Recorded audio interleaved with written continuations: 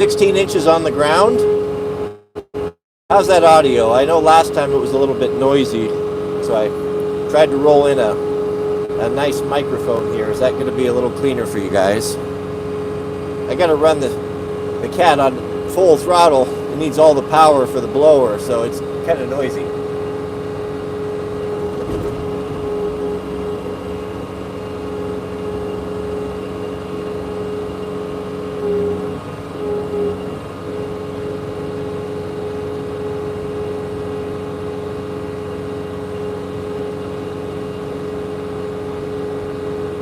Good morning, Mr. Landfill. Wyatt.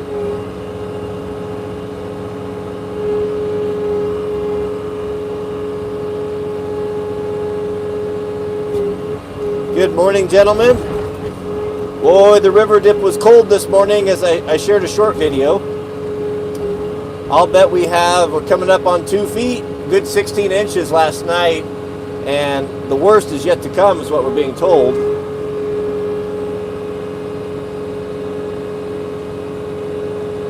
Good morning, Brian. Mr. Peter, he should be over there doing his own snow. He's probably got the Kubota out, so I've got the radio here, so we'll tie in with him. Once we get ourselves dug out, maybe we'll have a little time to go help some friends. There's a good chance that we'll get called for a tree down or someone's stuck up at the snow park, so we're all ready to go. Who knows what the adventure could bring, or what adventure could come to us today.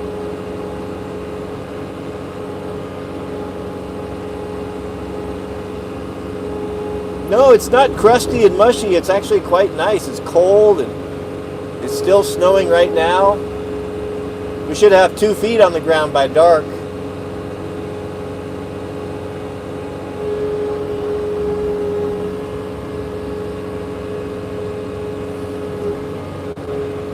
I mean, it's not to be compared with champagne snow, as we used to call it, in Utah, Colorado. We don't have that. We have wet concrete down here.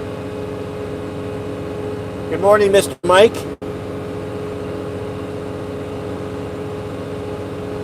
$60 degrees in Amarillo. Goodness, that's why I don't live in Texas. I would miss those holidays. That was the worst thing about living in Florida. I lived in South Florida for a year. I was on Sanibel Island, and the other half was over on, I lived in South Beach. And not having the seasons, sitting on the beach at 80 degrees in December, boy, it just did not give me the fizz.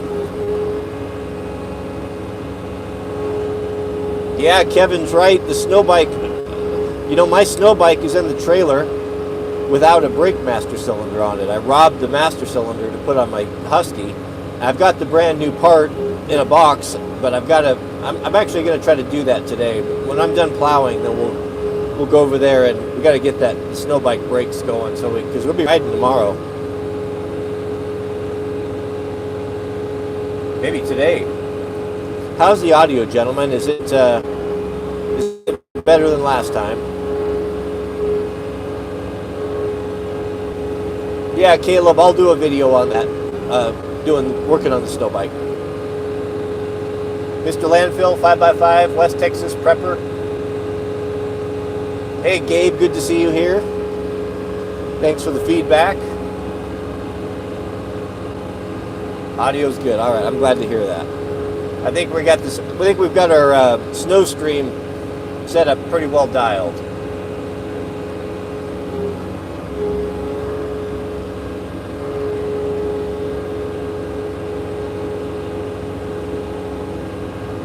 The Georgia Crazy Cajun, Papa's in the house. Good to see you. I'll bet it's not snowing in Georgia. Heated cab. Oh yeah, heated cab. Not only heated cab as well. The seat's actually too hot. I have to keep reaching down, turning it off, because it just gets too hot. What mix do I use for my chainsaw? I use AMSOIL. Dominator or Saber. I usually have red, one's blue. And I mix it 50 to 1. Actually 60 to 1. I use 60 to 1 for my bike. And I just basically bike as I do for the chainsaw. The AMSOIL is so good that they claim that you can run it 100 to 1, and a lot of landscapers do. They run 100 to 1, and that way they only burn half as much mix. Better for the environment, and also half the cost. So it's an amazing product. I haven't had the courage to do that on my prized possessions, but some people do.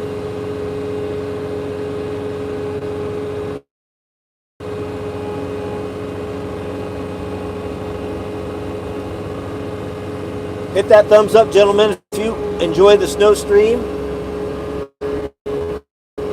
YouTube will share that out, get more people to come join us. Good afternoon, Blue Moon.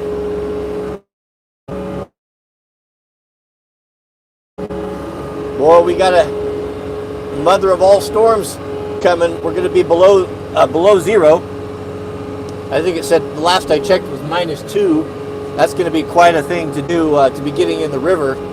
The water temperature will be back down, probably down to 30, 32. Air temperature -2. It's not for wussies. Woo.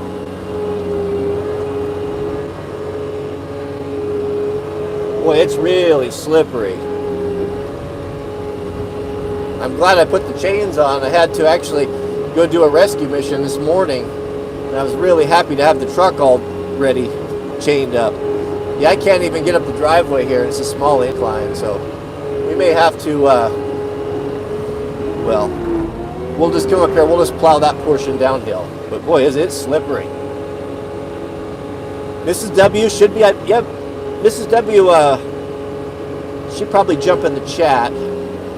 And if you see her, maybe she's brewing up either a cup of coffee or hot chocolate. Hot chocolate would even be better.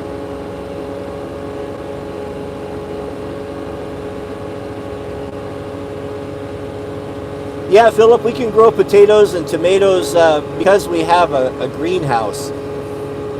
And actually, our neighbor, who's like 5th generation here in the valley, he doesn't even have a greenhouse, and he grows all those things. He even grows corn, which is pretty unusual at a subalpine elevation. But their family's been doing it a long time, so he found something that was hard enough to work.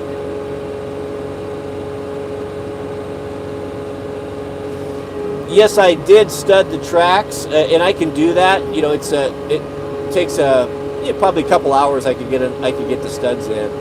If I need to do that, I will. But I don't like to, because it tears up my driveway and my shop floor. Something terrible with those carbide studs.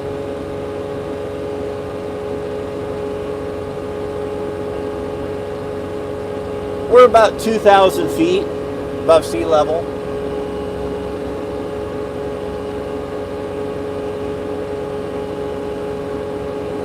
Warband, actually, Mr. Brian, he had to go into work today, but he's over next door. He's plowing like I am. Well, I think we'll probably see him. I'll check in with him here in a minute. Mr. Tony, good to see you.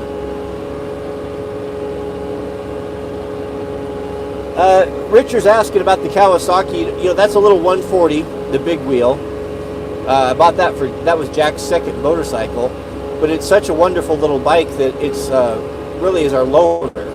So whenever we have a buddy, everyone loves to ride it. It's even fun for adults. It's just the perfect buddy bike, especially for inexperienced riders, because it's not so big.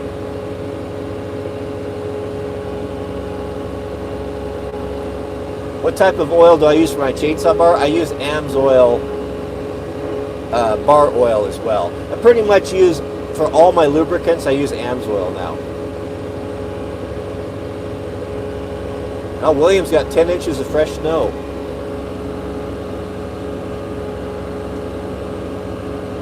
"12 inches in Sweden."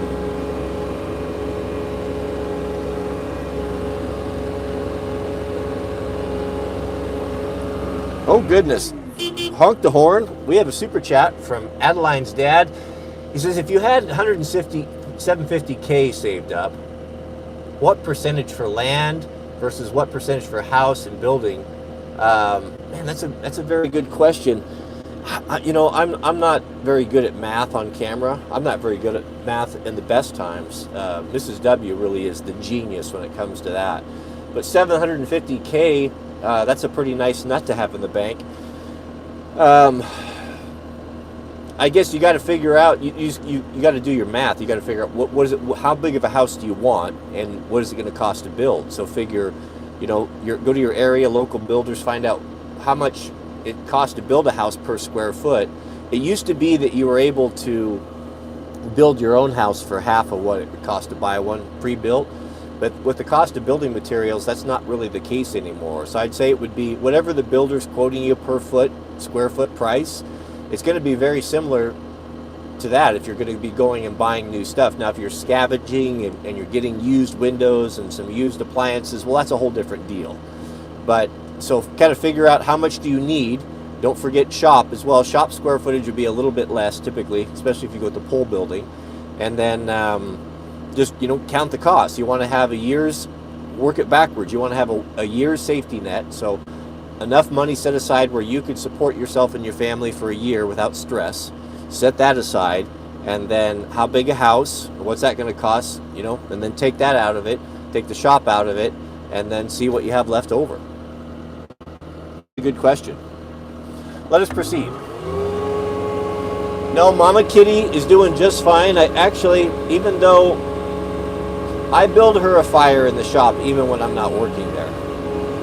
Because she gets cold out there, so I don't know if she gets cold. She's got a fur coat on, but I feel sorry for her. So first thing in the morning, I went out this morning and built her a fire and got her on her blanket. So she's doing good. We'll go check on her after lunch. Put some wood in the stove.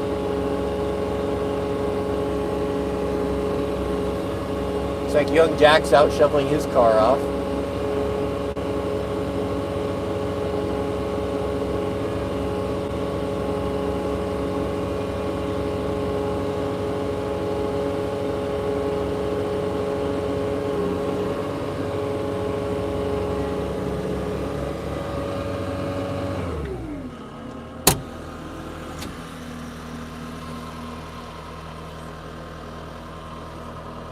I'm live streaming. Who? Okay. I'm working on it. I'll get it plotted out for her. You bet. Yeah.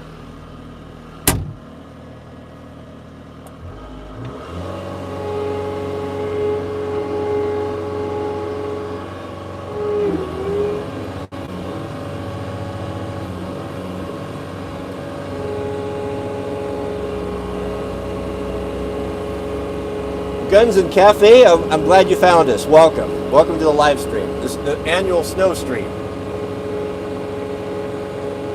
Mrs. W is not Scottish. She's half Swedish. Her mother's from Sweden and half Irish.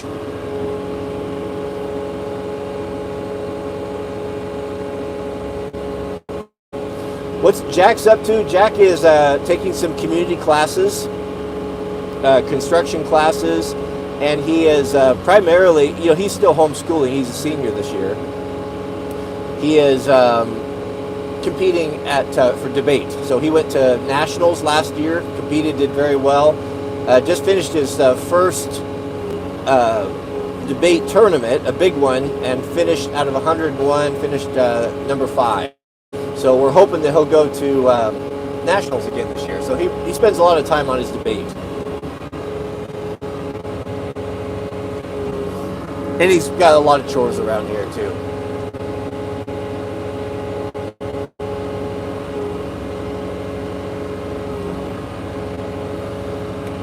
Goodness, we have a super chat from Jamie. It says, how do you manage your discarded material? I'm shocked how much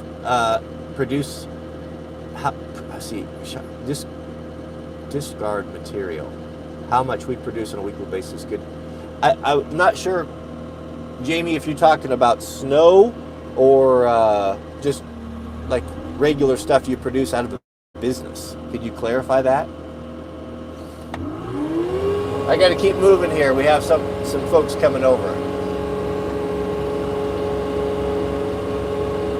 As far as the snow goes, I kind of have to get a system here. Right now, I'm just trying to get a foothold. So what I'll do here is I'll plow up to the house, and then I'll turn 90 degrees and then start blowing it into the planter areas.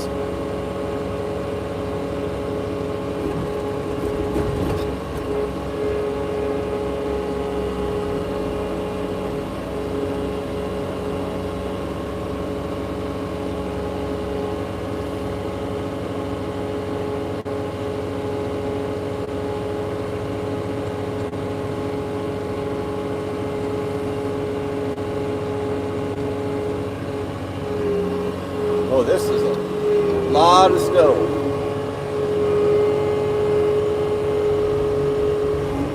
Now we can start kind of getting everything cleared out here.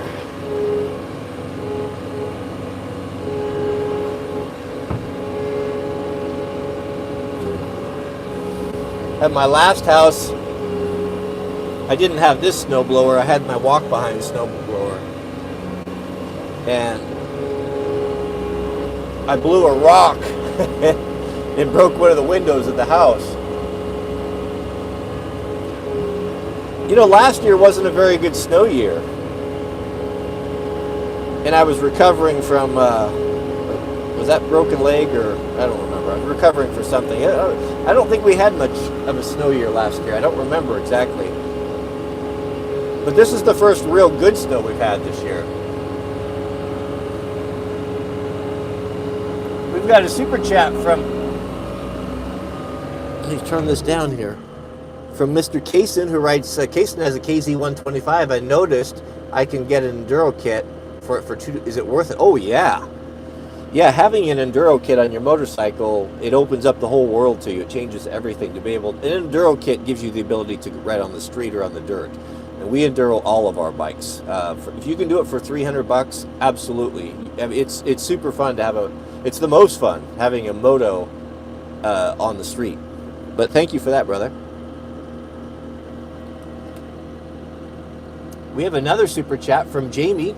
I meant trash boxes, packaging, household waste. Oh, I got you. Yeah, so, yeah, it is a lot of stuff. It adds up. So I've got that 14-foot dump trailer, and usually we have that hooked up to the old Miracle truck, and we just put it in there. We recycle cardboard. We burn a lot of stuff as well. That's not plastic, obviously. We recycle metal and glass, and then everything else, if it doesn't burn, it goes into that dump trailer, and about once every 2 months or so, we make a run to the dump.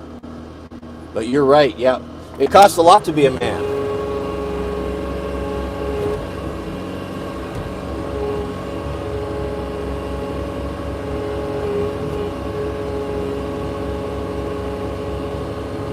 No, it's not scary to ride a 125 on the road. It's you have to understand, you know, one thing where dirt bikes really fall apart on the road is that they don't have the big front brakes and the knobbies. The knobbies are dangerous as well. But once you understand that, then they're super fun. You're not going to have the stopping power you're going to have on a street bike. Goodness, we have a super chat. Backing up here from Mr. Kevin. Kevin writes, greetings from Belgium. I love all the tips of yours I can get to use in the forest. Well, I sure appreciate that, Kevin. Thank you. Appreciate that. We're going to be coming to your country this year. Actually, quite soon. We have a trip scheduled no, not Belgium. I don't know if we're going to go to Belgium. We went to Antwerp last. We're going to the Netherlands, but we may go to Belgium. I'm not sure. I don't think we've solidified all of our plans. Thank you, brother. And we have a super chat from Wyworsk. I've been watching your channel since 2017. Your videos helped me in countless times through some rough situations in the life. Thank you. Well, I appreciate that. Thank you, brother. All right, let us.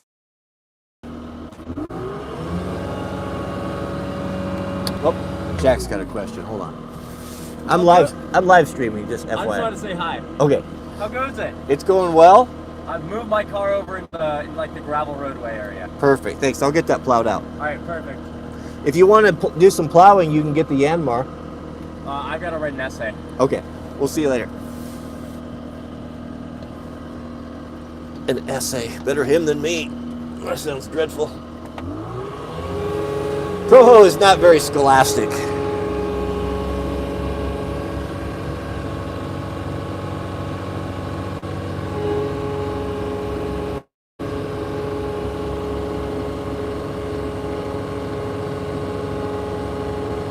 My YouTube channel is what, 13 years old, I think?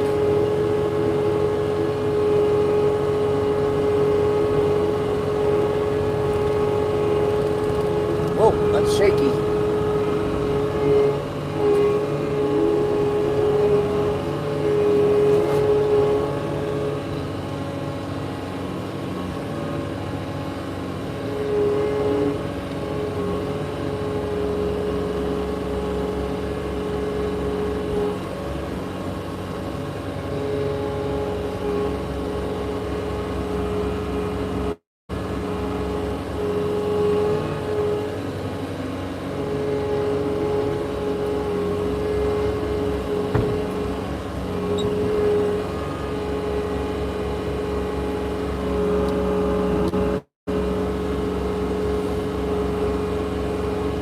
No, it's blowing over what I just plowed. It's throwing it pretty far.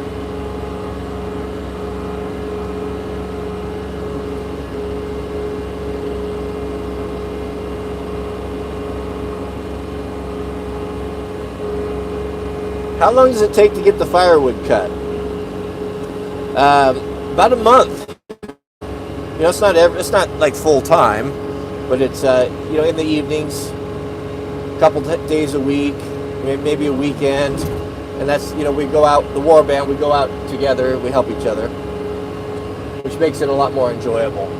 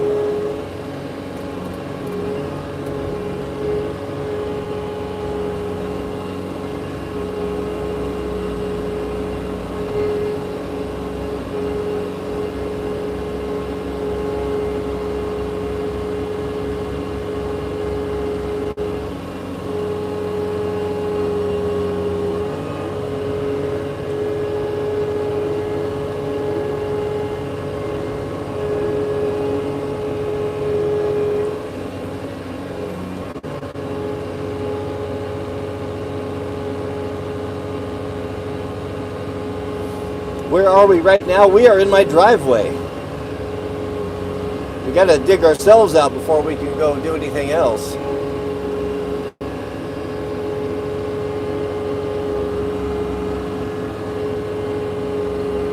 Still cold plunging, yes, every day. Actually, I uploaded a video on my channel. It's on the if you click the shorts tab of this morning's cold plunge in the snow. It's out there, what's waiting for you. Yeah, I've got a snow plow, but I think this is more fun. I've got the Yanmar, my manservant Jiraiya and Jack, it's a half a day process to do it, chained up the Yanmar, all 4 tires, and the 8-foot blades on there. So if I wanted that, I could go grab it. I may use it later.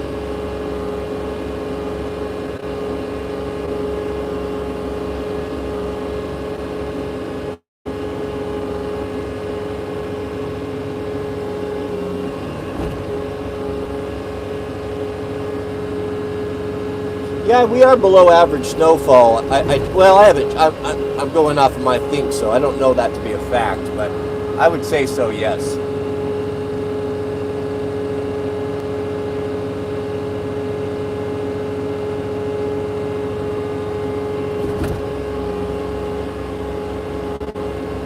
The benefits of the cold plunge. There's so many benefits. I can just list one. One thing that's a warband that I have discovered about the cold plunge is that just the fact that you have the discipline to do it every morning. And I'll preface this with, if I had to do it by myself without my friends, suffering every morning, to get up off your chair with your wife while you're enjoying your coffee and it's raining outside and the water's right at freezing, it would just be too much to bear.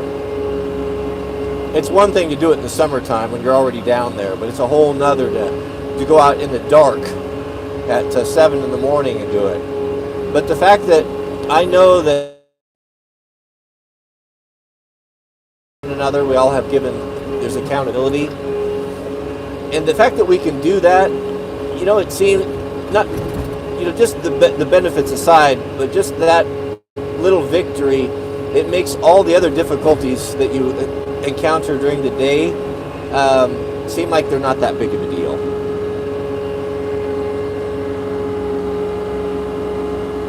Goodness, we have a super chat. Honk the horn for Mr. Joe Nelson. $20 super chat. Thank you for your generosity, brother. I sure do appreciate that. And did I miss one? Backing up here. Oh, I probably did. Yes, Mr. Benjamin Grieving. Shout out to you, Benjamin. I'll honk the horn for you as well. New viewer, 2 to 3 months, very helpful content. Thank you, sir. Well, I appreciate that. Thank you for supporting us. All right, whoops, push the button once. Let us proceed.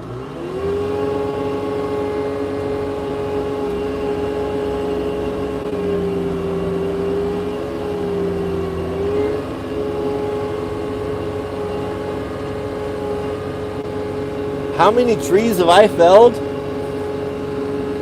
Oh, I don't know. Hundreds.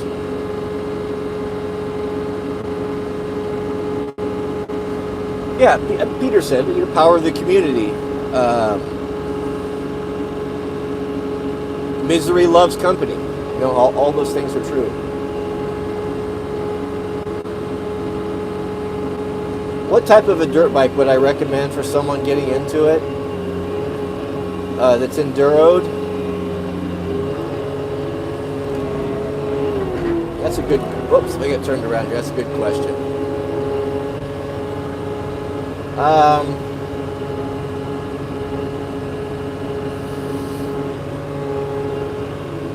I'd say probably if it was going to be a true 50-50, I would say a Honda. Oh, it's good. I'd probably say a Honda XR650 if you're a big dude. And for everyone else, I'd probably recommend an Enduro KTM or Husqvarna 450. 350 even is a good bike, like Jack's. Maybe the 350. They're both good. Blue Loctite is no good at all. It does not hold when the water gets below 44 degrees. You have to use my proprietary special blend. It's the only thing that will hold the toupee in place in that cold environment. Necessity is the mother of invention, and when I couldn't find anything on the shelf, I had to create my own formula.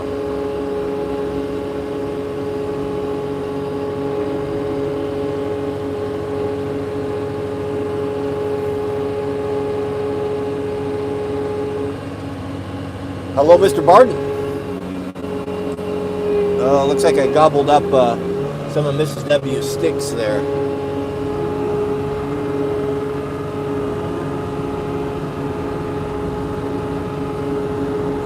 Well, to make an omelet, you gotta break some eggs, right?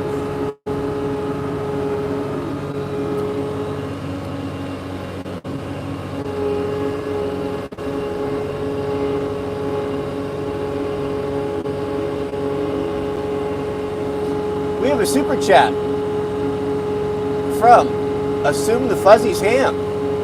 Getting crushed at work today. Thank you for the break. Well, I feel for you. I know the grind. I worked by the hour construction most of my life. Out in the rain. It's tough. Uh-oh, are we clogged up? I was not paying attention here. What's going on?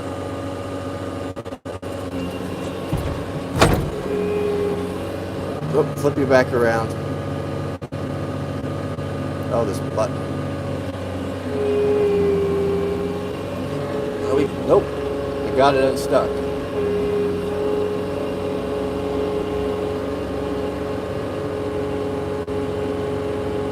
Good morning, Okanagan.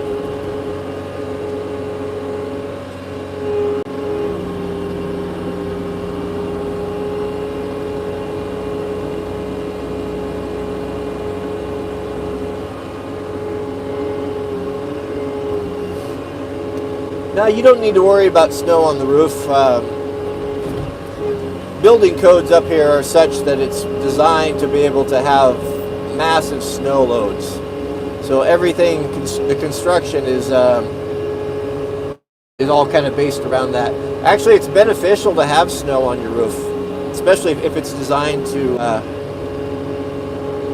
withstand the weight. It's a great insulator. And I know that around here, the contractors used to always thinking about, oh yeah, we'll put metal roofing on and whatever we can do to get the snow to slide off the roof. But a lot of the houses that are designed poorly, they don't take into consideration the snow shed. And it can shed right on your front door, so you're constantly, not only are you shoveling what's on the ground, but then the roof is adding to it by the minute. So the new school of thought is to build the house heavy duty, designed for the snow just to sit on it and just leave it there, leave it alone. Mr. Wyatt Hammond, we have a super chat. Shout out to you. Wyatt writes, a few recent attempted break-ins on my area. What new freedom dispenser should I prioritize, a long or short arm? Do you have a concealed carry permit? Well, if you're looking at something that needs to be portable, I mean, we have two choices. We can go with a G19X, a handgun, which is very limited, and a rifle's a whole nother deal. A long gun's a whole nother deal. If it were me, I would get the 10-3. I would get a Daniel Defense Mark 18 upper, put that on an existing lower if you already have one, and I would put a Law folding stock on it. That will give you the ability to have a long gun that you can put in a duffel bag or a normal backpack. And that's the way to go. You don't want to leave anything in your car, and you want to be able to carry it with you. So if you work in an office or you're traveling downtown or anywhere, it's not unusual to have a courier bag or a backpack, so you can always have that with you. That's what I would recommend. Let us proceed.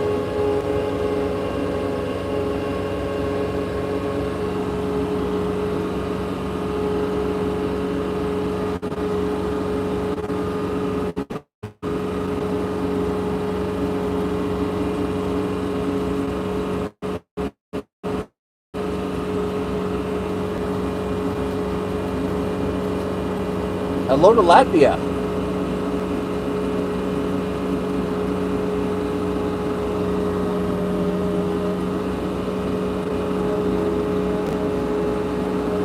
Oh, here's our guests. Let me get out of the road.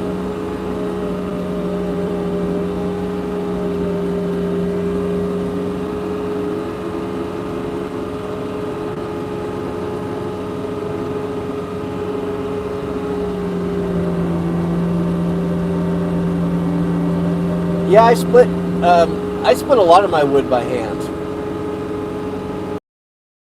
I have to, but I just enjoy the process. We probably split half.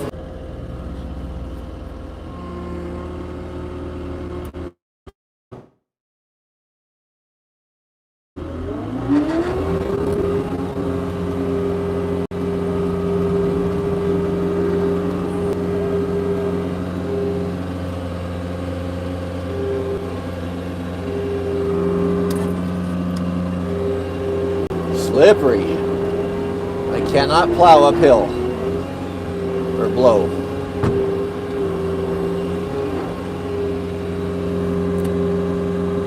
I'm going to turn the fan on there so I can get that window cleared up. Jack's debate competitions are going great, Old Heart. They are, I don't know if I mentioned it, he finished 5th place out of 101 on the last tournament, and he has a new partner this year. They do team policy, and they have another a tournament coming up. So we're planning on, we're actually, Mrs. W and I were working on our calendar for the year, and Jack has 5 big debate tournaments that we have to travel to. So we're trying to decide, we've got the Sweet Loaf, so she, that's hard for her to 4-day debate. So what we decided to do is that Mrs. W will take Jack to all 5 of the debates, and then I will go to the top 3, the big ones, and bring the Sweet Loaf. And then the other ones, we'll just have to watch him on TV, and I'll stay home and take care of her.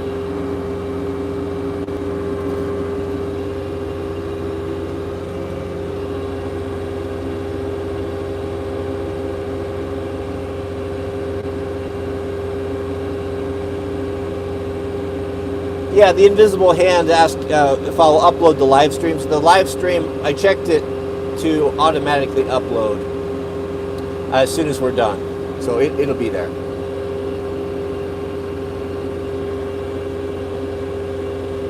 About 16 inches of snow, best I could guess. Just last night.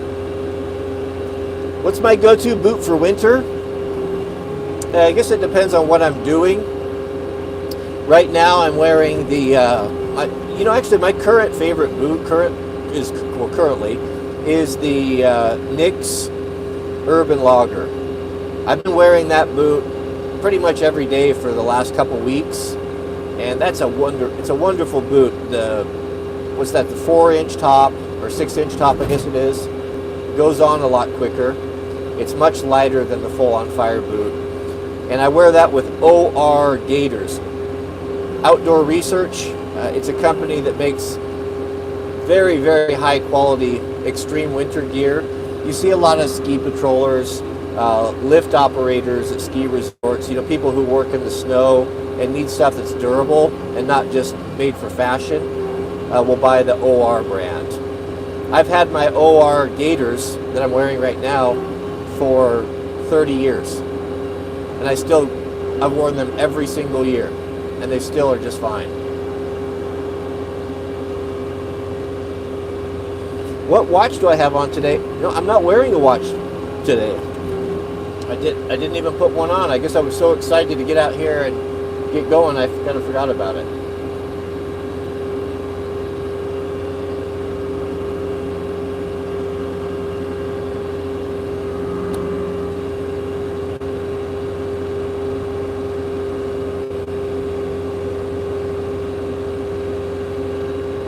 I don't treat myself to anything. That's why I have a TradCon that cooks for me. I'm a traditional man. I don't cook. I don't clean. I don't do any of those female domestic activities.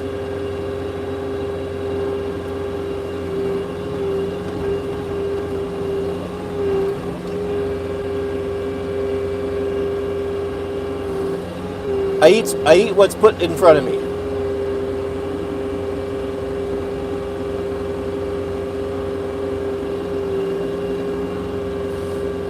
I'm not opposed to doing freedom, dispensing content, but I guess what I do is I just follow what I'm interested in at the time. That's what you guys get. I figure if I like it, if I'm into it, then just that enthusiasm is always interesting to watch. So I go in and out of those phases. I'm out of that phase right now.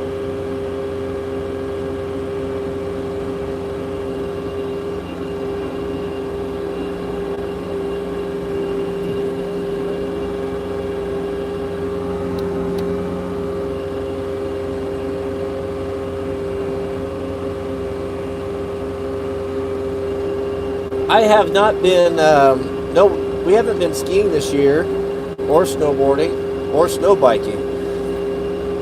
As a matter of fact, when we're done with this, I'm going to bring my snow bike, my KTM, into the shop and install the master cylinder and get that going. I'll probably go for a little. Maybe I might go for a ride this evening, even. Maybe not this evening. Maybe tomorrow morning.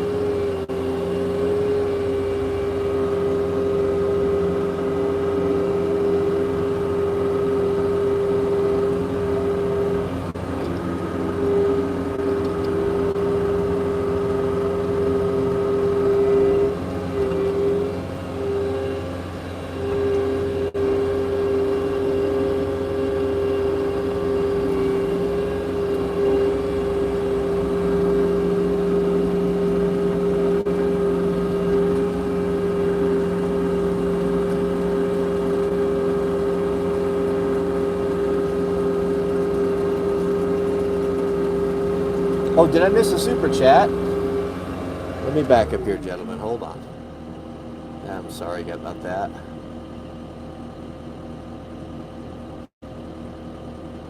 Oh, sure enough, Shooter Hemi.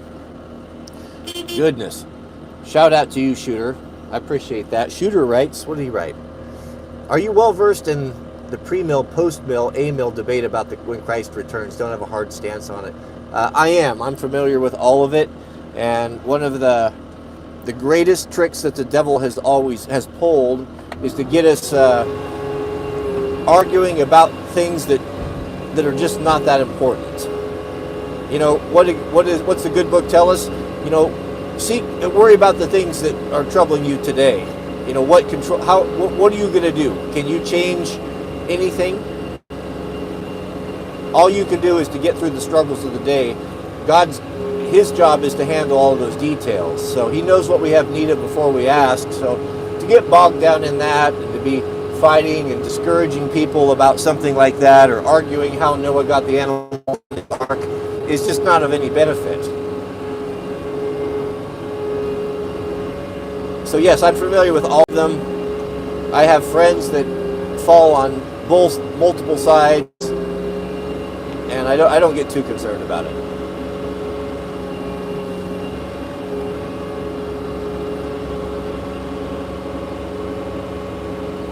No, I don't keep any journal. I guess I do. The journal I keep is in my video content.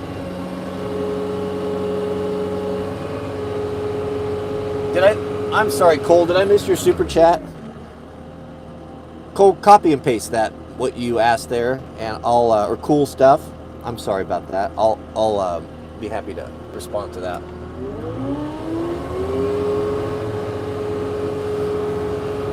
I am not currently taking applications for manservant. Mr. Jiraiya is a godsend. He would be hard to replace. Super chat from Shaka Vibes who writes, what advantage are you experiencing from your daily cold plunges? Well, as I talked about before, you know, the camaraderie is very important to me. The other thing is I think I get sick less. Common colds and different things come through the house. I used to be the first one to get it. Now I don't as much. And man, what a great way to start off your day. Just the endorphins or whatever it is that produces, that adrenaline. It carries you through the morning on like a high, like a super energy high, like you felt like when you were in your early 20s until about 1 o'clock. Now, if you get in a hot shower or jump in the hot tub afterwards, it takes all that away. So stay cold, stay frosty. You know, you're running around, you're excited. It's just that benefit alone, just the energy, the fountain of youth, I guess, is what it's like. Oh goodness, we have another super chat from Mr. Lumberjack who writes, I have a 30x60 shed and I want to add a wood or a pellet burning stove for heat, currently using propane heaters. Yeah, I've done both on that. I thought the pellet stove was the way to go, but it is not. Number one is the pellets are expensive. They don't put out as much heat as a wood stove does. There's a lot of electronics in them, computers, augers, and whenever you mix heat with electronics, you're just asking for trouble. Yeah, it'll be reliable until it falls out of warranty, and then it'll go bad, and then you'll have to buy a a $600 circuit board or something. I would just go old school wood stove, get the biggest, baddest one you can. My shop is 40 by 40, and my wood, what's that, 2,400 square feet? My stove was rated for 5,000 feet, and it works good in there. It keeps it very comfortable. Thank you, brother. In sheds, if it's a shed, I have to see, when I think of shed, I'm thinking of something it's probably not going to be weather tight or completely weather tight. It's going to be drafty, so that causes even more problems. What I would advise you to do is, if you have the ability, put the wood stove in close proximity to where you work. That's really where it's at. You're not going to try to heat the whole thing. That's unreasonable in an old shed, but it doesn't matter. All you need to do is just to have the firewood or the fire right by where you work, and then you'll be okay. Goodness, do we have a Mr. Jonathan Taylor, a $50 super chat. Goodness. Hi, Cody, from Jonathan, the glider pilot. I remember you, Jonathan, in sunny. I was just talking about you the other day. Orlando Elevation. Thank you always for your very enjoyable content. P.S. Our son, Jack Sage, got into the #1 school choice at NYU. Wish this growing. It's very good to hear from you, Jonathan. Jonathan, as you saw, I don't remember if I featured Jonathan. Jonathan, his wife came to Thunder Ranch for a class with us, urban rifle, I believe it was. I was just talking about you the other day, and over supper he was telling me that he was buying a powered glider. And I never did hear if you got that or not, so I'm glad to hear that. But shout out to you. Thank you, brother. It's good to hear from you. It was quite fun having them there. His wife was very delightful. Jonathan's wife is very much an East Coast city girl. And being out at Clint's place, where it was very cold and austere, I think was quite an experience for her.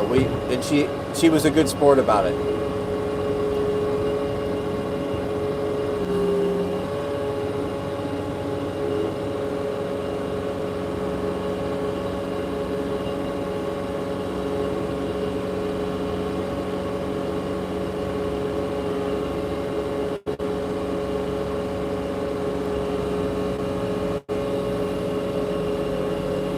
No, I'm not going to get the Ray-Bans with the camera in there because it's all tied in with Facebook, and I don't use Facebook or Meta, and so it's just not something I would be all that interested in. But never say never. I guess I probably should try it before I discount it.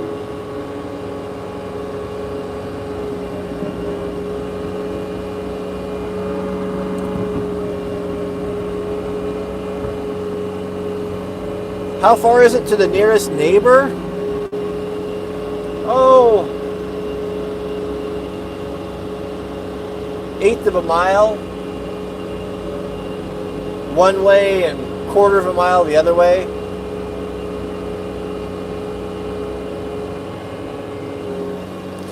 Yeah, I did a multi-stream with John over at SEO or SOE. That was a fun thing to do.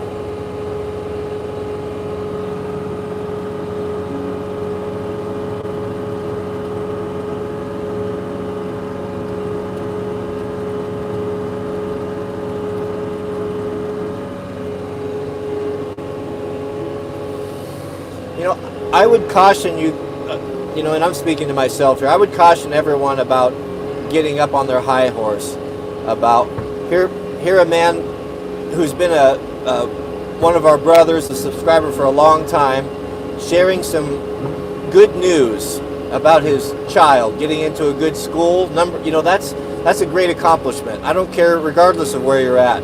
And for someone to come in here and to crap on that, and to not be able to see the forest for the trees, and not acknowledge the accomplishment of the young man, regardless of whether it falls into your way of thinking or not is not pro-ho and just foolish. You know, everyone has a role in this life and everyone has a place, and there's a lot of good people that live on the East Coast, a lot of good people that live in New York, and it rubs me the wrong way to have someone come in here and to crap on that and not acknowledge it.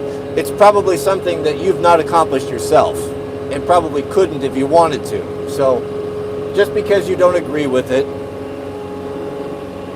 doesn't mean that you can come over here and talk a bunch of trash. And if I was at my computer, I would permanently block you from my channel. I'm proud of you, Jonathan. I understand how it feels to be proud of your son. I get it.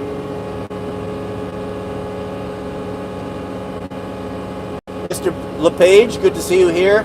I'm sorry your comment is too long. I can't read it with my old eyes.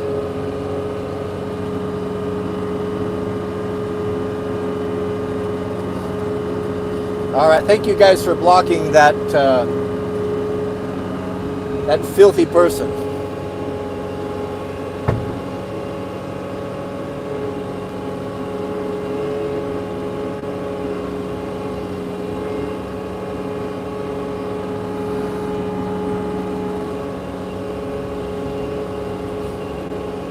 Proho's motto for 2024 is not to suffer fools anymore. Mr. Joe Nelson, our newest member, welcome, brother.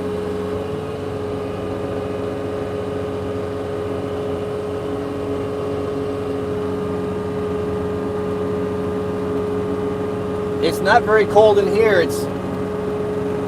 I feel warm as a bug in a rug. Actually, I'm going to have to take my coat off here in a minute. I'm starting to get a little overheated.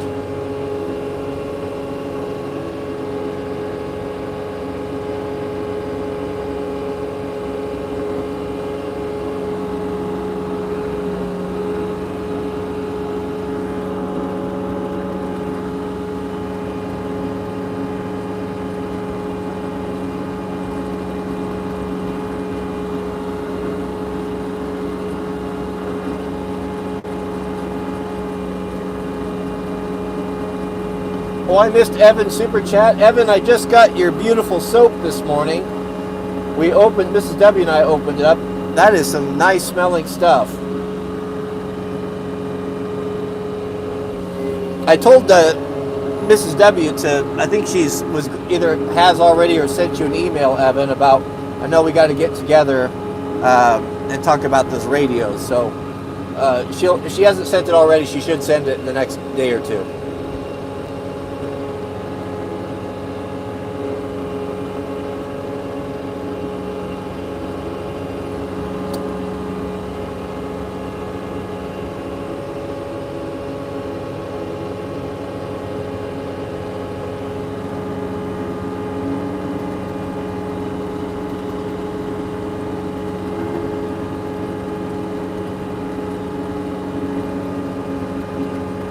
Boy, the sun came out. It's absolutely gorgeous.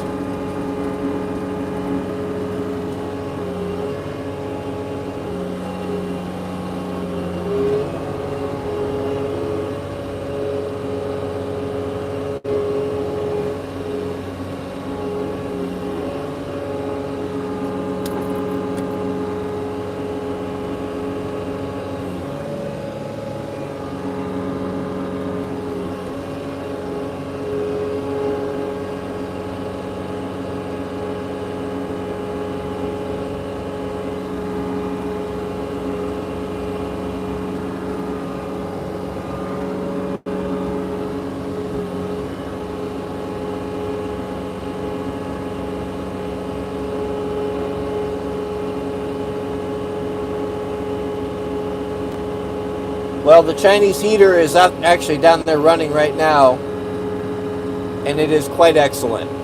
The more I use it, the more I like it. I still haven't hooked up the big can to it, but I need to. When the warband met down there this morning, there was over a foot of snow on it because it ran out of fuel.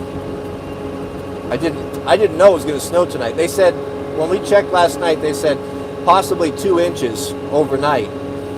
So I wasn't worried about it. I just let it run out of diesel.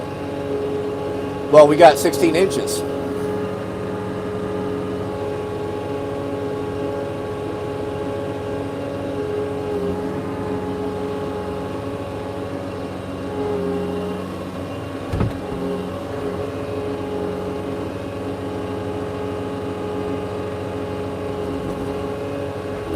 Yeah, that heater technology has been around for a long time. I've got the S bar, the top of the line version in my adventure van. But what I heard was that the patents ran out, and they basically just copied it and are producing it now for a 16th of the price of what they used to be. They were very expensive.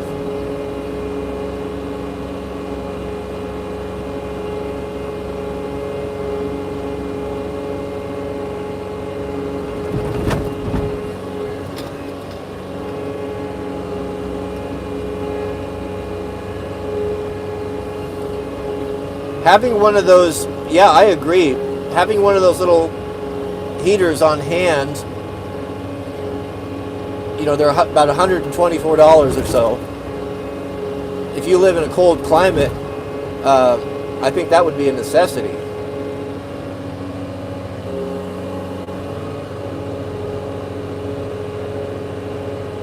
A semi-auto 3. So, question: would I ever get a battle rifle? Yeah, I would love to have them. Actually, one of my dream guns. The War Bandit. We often talk about this. One of my dream guns would be a Knight's SR. Oh, just left me. Which one? Which one is the AR-10? The SR. I don't know why my mind just went blank. Knight's makes a 308 battle rifle that I would like to have, but they're expensive. $6,000, $7,000. I don't know that I would spend that on one. I'd also consider. I do believe that. What's the name of the guy that makes? I can't remember anything right now. SR-25. Thank you. Yes, I would like to have one of those.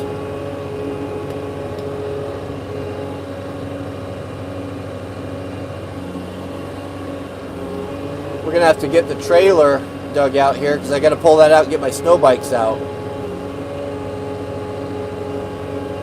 Trespassers, only one time. Yeah, the community is very tight-knit around here. All of our neighbors, our friends, we know. You know when someone's around that's not supposed to be. And also, the ladies of the valley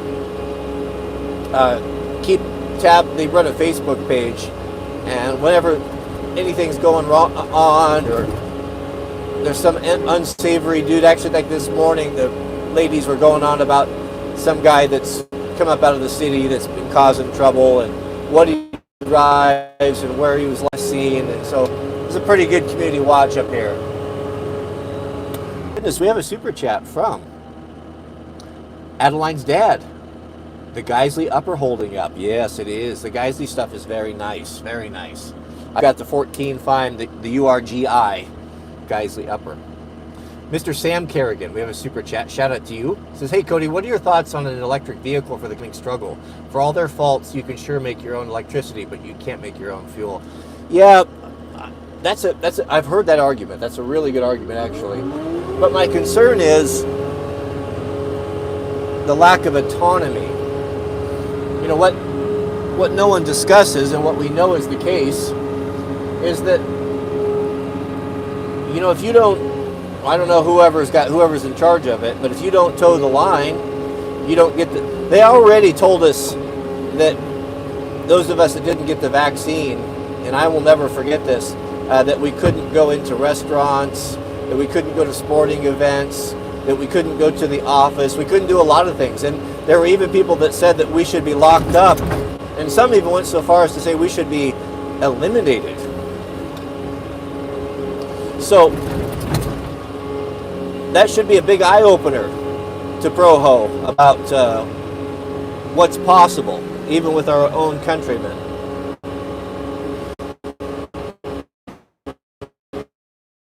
So do I want something that they could physically turn off? And no, it doesn't matter if you can make your own electricity if you can't get the thing running. So I think that they're disposable as well, just like everything electronic is. Mrs. W and I have been discussing this, and we've considered actually getting an old vehicle. I'd probably get something like a 70s Toyota pickup that was fuel efficient and analog and easy to work on, easy to find parts for. Maybe even just an old 70s F-Series 4x4 pickup.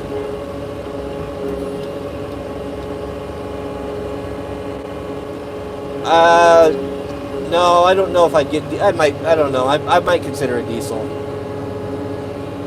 I probably would. If I got a diesel, it'd be probably an old Ford 7.3.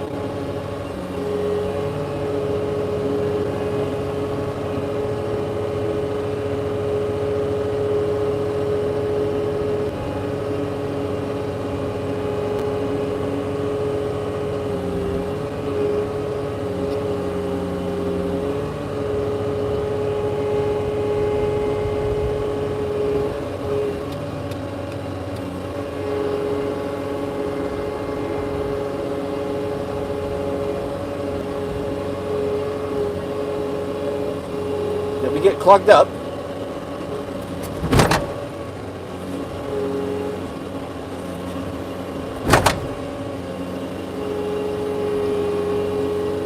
I think I may have just clogged up my chute.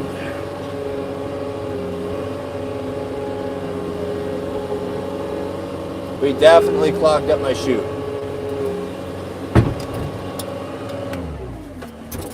I'll be back, gentlemen. Whoop. Ugh.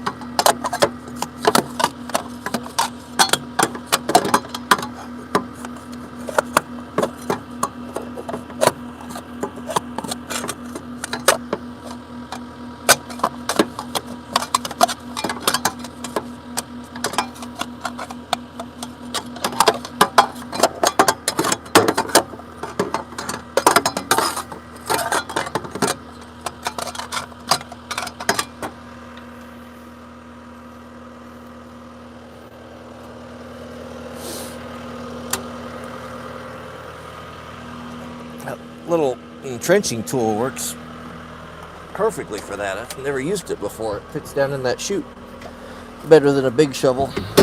Oops. It's like crawling over a barbed wire fence getting in here with a camera set up here. Okay. Let us proceed.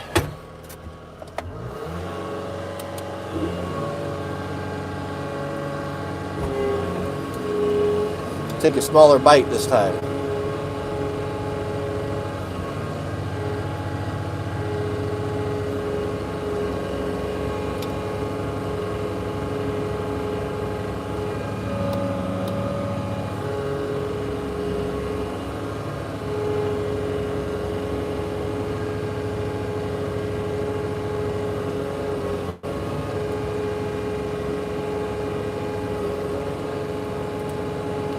Our current plans right now, we've had so many problems with permits. We actually just got the permit for the log cabin. So the first thing in the fall is we're going to be building the log cabin guest house. Lord willing.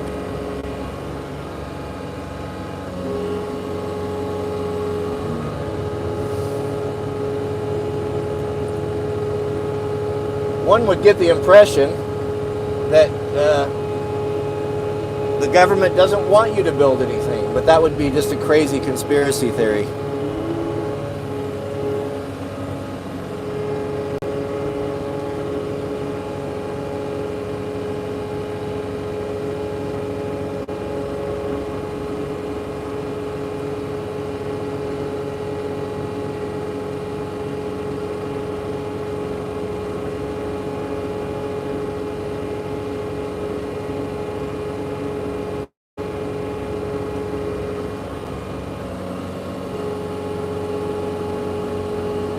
Yeah, I've heard it's bad, really bad in the UK. So is Canada. A lot of people are leaving Canada.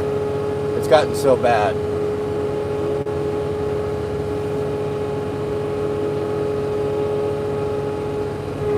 Then there's all these people on YouTube telling us how wonderful it is in South America. And then I see videos of people in their hotels enjoying a nice dinner out, and people getting gunned down in the street right in front of them with machine guns, from cartel people. So I think I'll just stay put.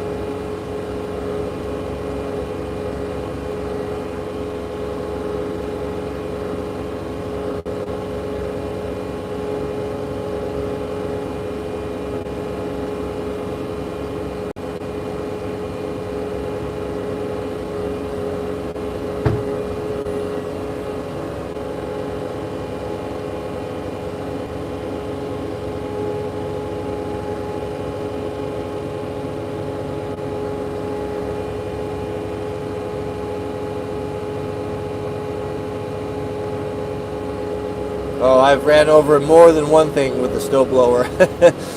Extension cords. I gobbled up a tent.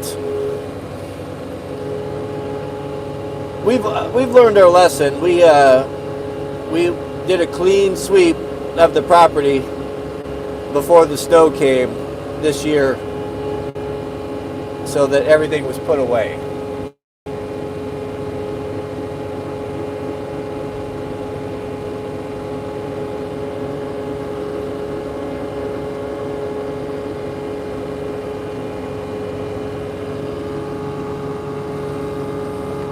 goodness, we have a super chat from Jonathan. It says, I did get the glider. I did a 5-hour, 21-minute flight. Goodness, with engines off last year. Thank God every day for the blessings. Well, that's amazing. You know, I'll tell you that our neighbor, my neighbor is a good friend of mine, is a surgeon. His wife and him are both doctors. And their son, who rides with us, snowbikes and motos with us, I think he's 13 or 14, and he flies gliders. He's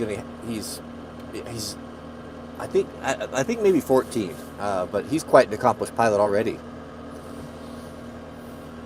Let us proceed.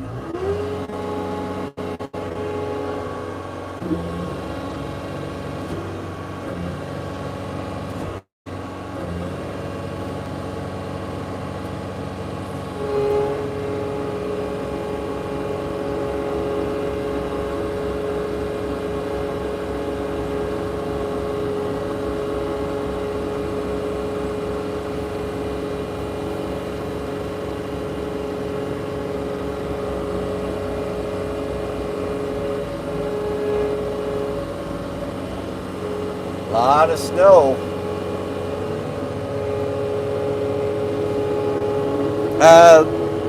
The bike he rides, so for moto, he rides a Husky.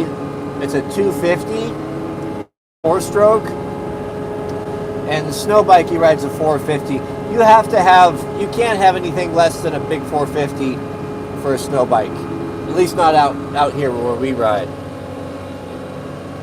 Guys have tried lots of other ones, but the 450, the SXF, the motocross bike with the fast engine, is the best choice.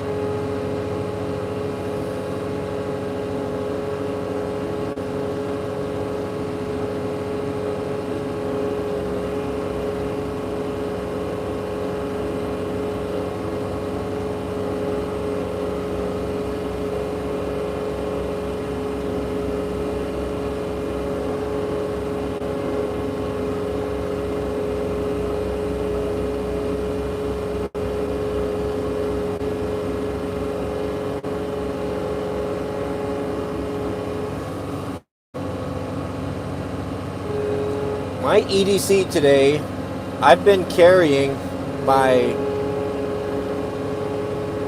Microtech. I'm carrying my Microtech today.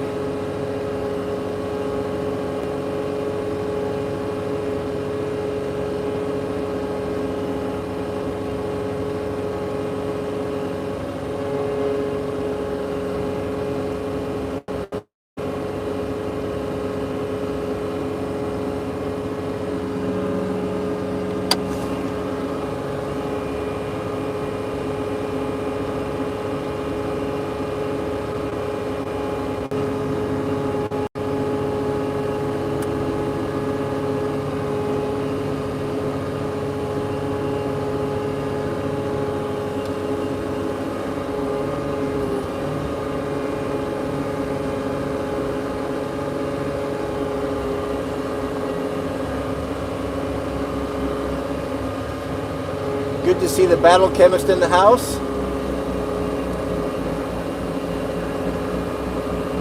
Elevation here is about 2,000 feet.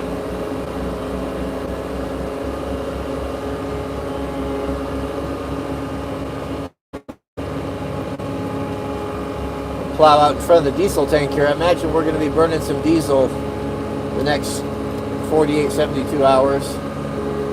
The worst is supposed to be coming, is what I've been heard, but you never know. The Pacific Northwest is the most difficult place in the world to predict weather.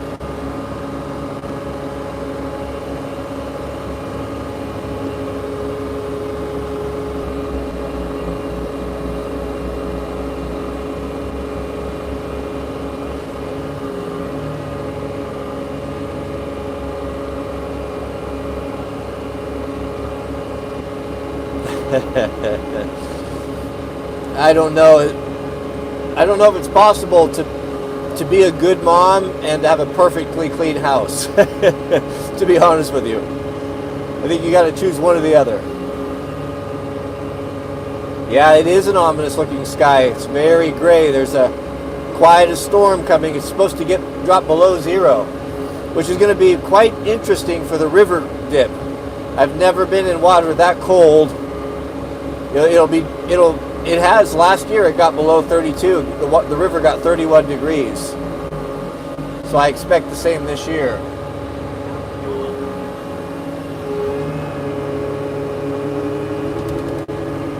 Oh, here comes Mr. Peter.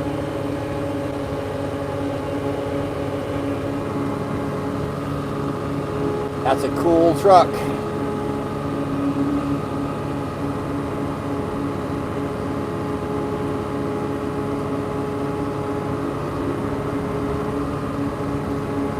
Let's go tie in with him.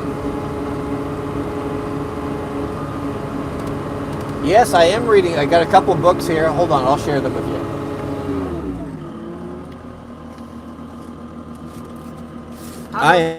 I am live streaming, just FYI. Okay. It's going well. How are you doing? Oh, pretty good. Starting to clump up a little for me, so I'm probably gonna call it for today. You are, yeah. I just had to unshovel, but I'm taking half bites, and I think I probably get through it.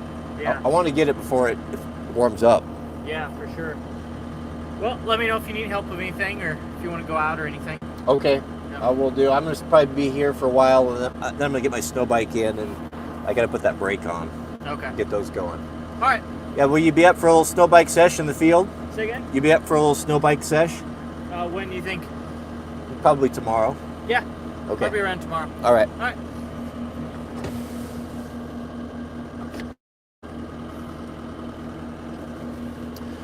Books, yes. Question was, what books am I reading right now? Let me pull them up here so I get the authors right. Currently, I've got 3 going, I think. Let's see, where's my app?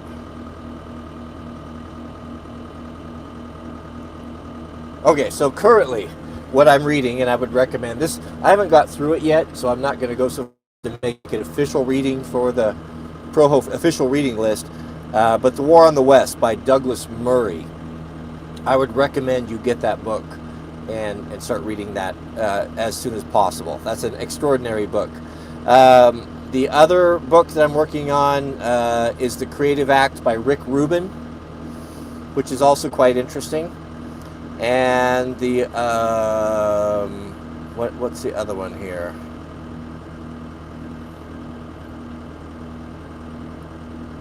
Just some non-fiction stuff that Jack recommended. Those are really the 2 that I'm working on. But the one I'd recommend is The War on the West by Douglas Murray. If you have an Audible account or a library card, get that, and we'll have a lot to talk about when I get through that. Let us proceed.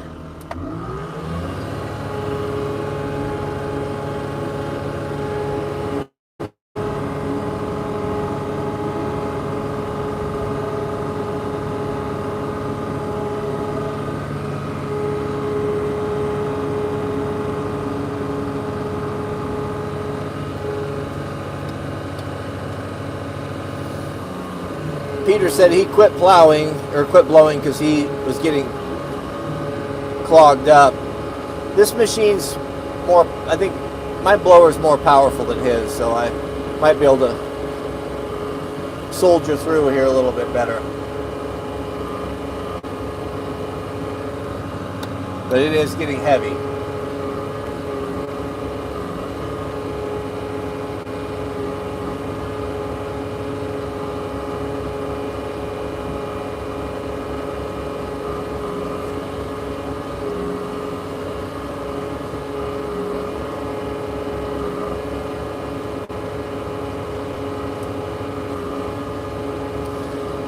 I was considering getting the book, Peter Zeihan, is it? Peter Zeihan, he's all over social media right now. And I was really liking his stuff for a while, but the more I follow him, I've watched his daily videos, the more I'm starting to think that he's kind of full of crap. He makes a lot of predictions that are very dire about the future of China. I don't know, it just seems hard to believe.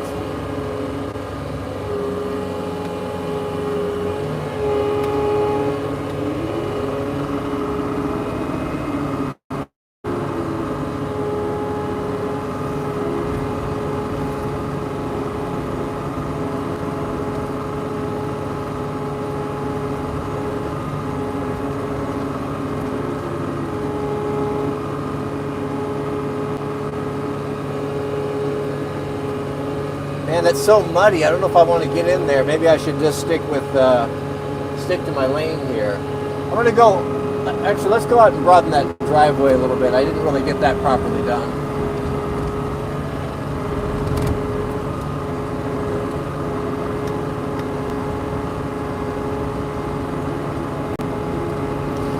Yes, they have jobs. Their job is to watch my live stream today.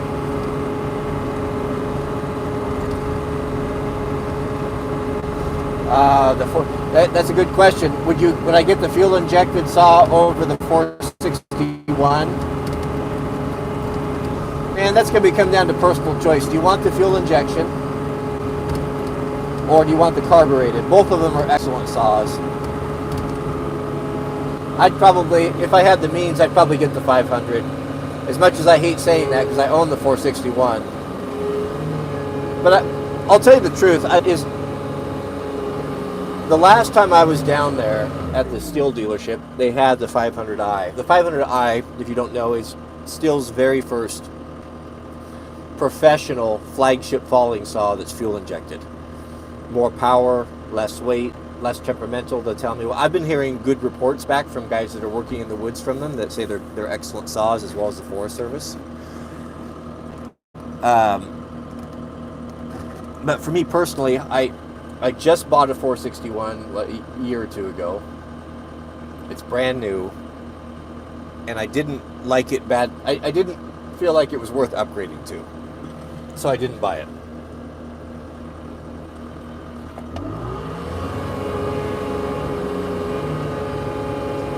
But if I didn't own one, I would.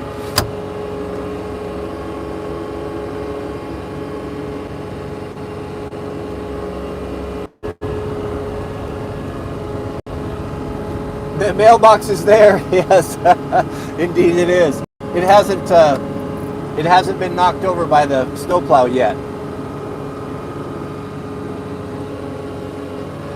So I'm going to widen this here a little bit. Yep, that mailbox, short of someone stealing it, is not going to go anywhere. 10 gauge steel.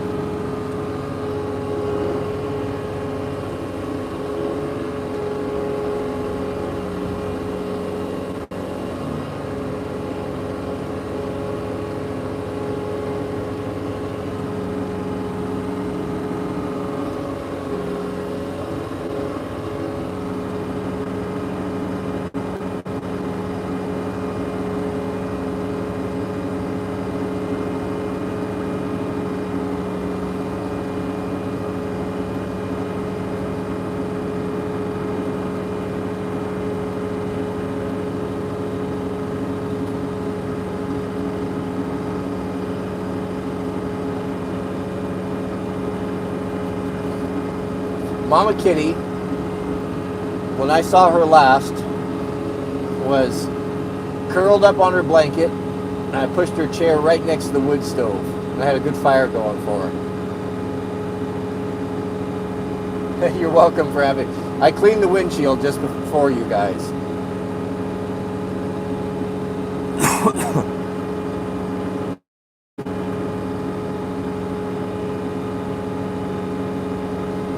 I don't know about the Montana Knife Company.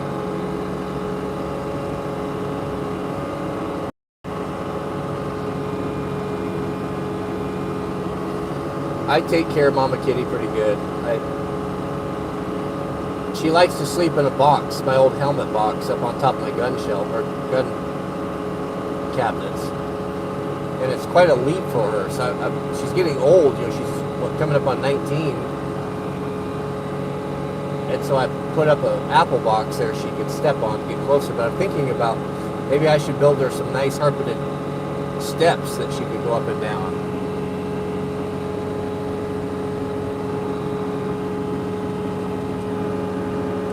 Oh boy, they love boxes. It's something else. Cats and boxes. If I have my computer bag that I bring all my equipment and stuff in and out of the house. And if I leave that open on my desk, she'll climb inside of that. Lucy's doing well. She's getting old, though. Mrs. W is not able to to take her on very long runs anymore. She just sits down and quits. So they go on walks now.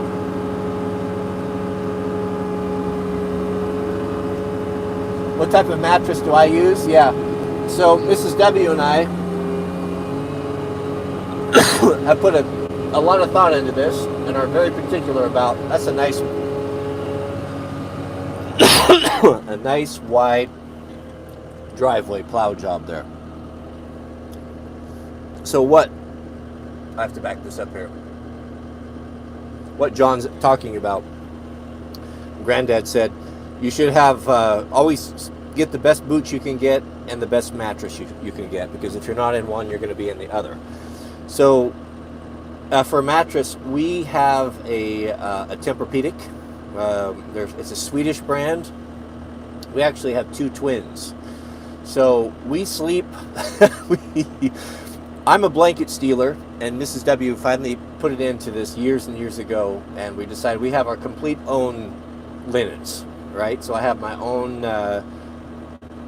down comforter, my own sheets. I actually have my own bed. They're just pushed together. So two twins make a king, right?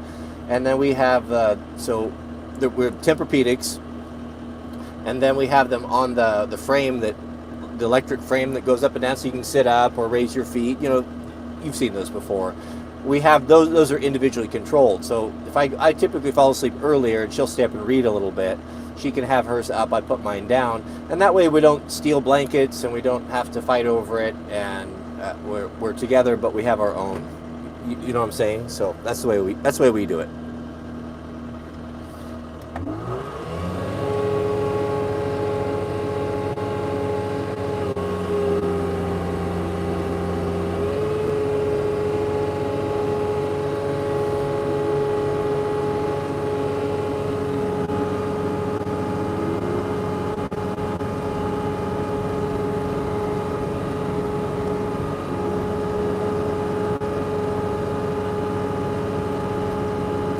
Your wife snores? Yeah, so here's something you can try with that. One thing that's really bad that a lot of people don't know about that they do is that they're mouth breathers, especially at night. Mouth breathing is very unhealthy. It's a bad habit that our parents didn't know about, didn't train a lot of us out of. Native American women, squaws as they used to call them, would actually sit up with their children for 2 or 3, 4 nights, however long it took, making sure that at birth she taught them to nose breathe.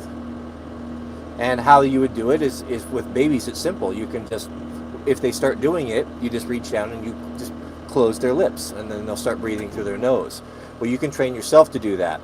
If you wake up and your mouth is dry, and you can tell your throat is sore, that you've been breathing through your mouth, you need to correct that, and you correct that by taping your mouth up at night. I was doing it. It didn't take me but 2 or 3 nights to make the correction, and I don't do it anymore. So get some medical tape, that white stuff, and just tape from here to here, right across. Leave the sides open. You know, don't cover it all up. Just prevent take away the ability for you to open your mouth at night.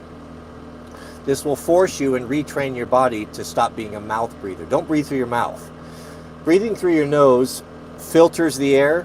It brings it to the proper temperature and humidity so that when it reaches your lungs, it's been conditioned so that your lungs can extract the oxygen from the maximum amount from it. When you mouth breathe, you bypass all of that whole system. So you might look into it and see if that's what's causing it. You know, and the other thing is that we don't chew anymore, so our faces are falling apart. People who used to chew and don't eat soft food don't have to have their wisdom teeth pulled. The reason why we have to have our wisdom teeth pulled is our jaws are shrinking because we don't use them. Everything is soft. We don't chew like we used to. We don't eat properly. And so a lot of the sinus problems are a direct result of your sinus cavity closing up because your jaw is atrophying. So there's a lot to this. There's more than I can discuss right now, but look into this, find out yourself, and see if you can stop that mouth breathing and see if that doesn't solve the problem. Also, breathe right, nose strips.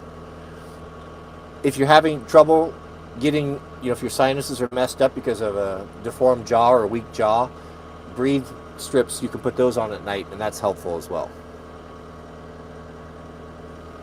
Let us proceed.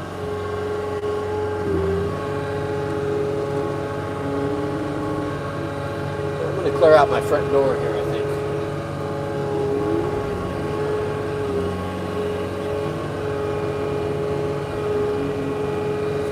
The other solution is sleep in a separate room. If I couldn't get any, if nothing else would work, nothing personal, but if you are not getting proper rest, you're not safe at work, you can't function properly, it's very dangerous. It's not something to play with. Yeah, there's gum. There's what I've been doing, for over a year now.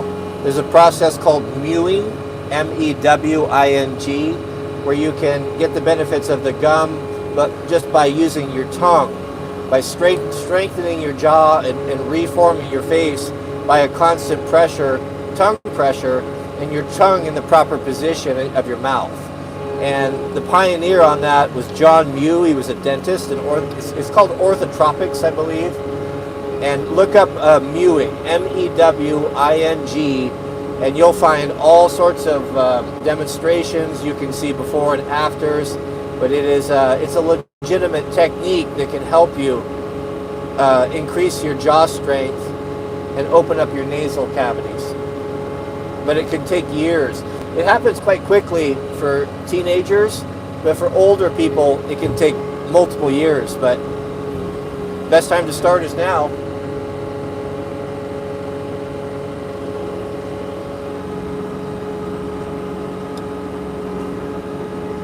Boy, it's snowing hard now.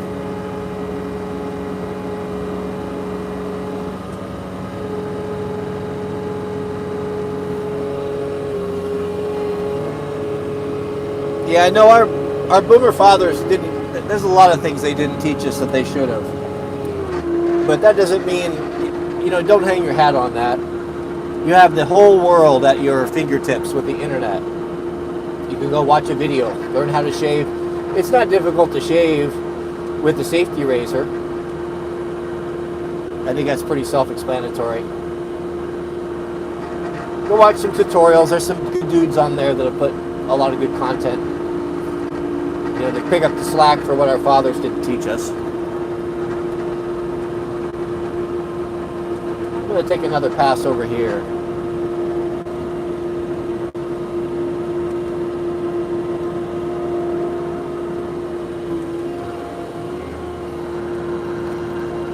There's some air going. It's starting to fog up here a little bit.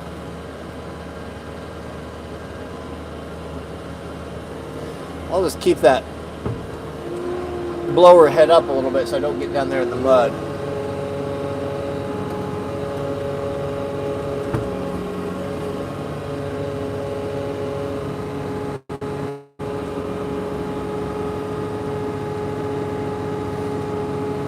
I might even encourage you not to shave. I can't really grow much of a beard. I've got too much Native American Indian in my family, so there's nothing over here, just patchy. And even this is minimal.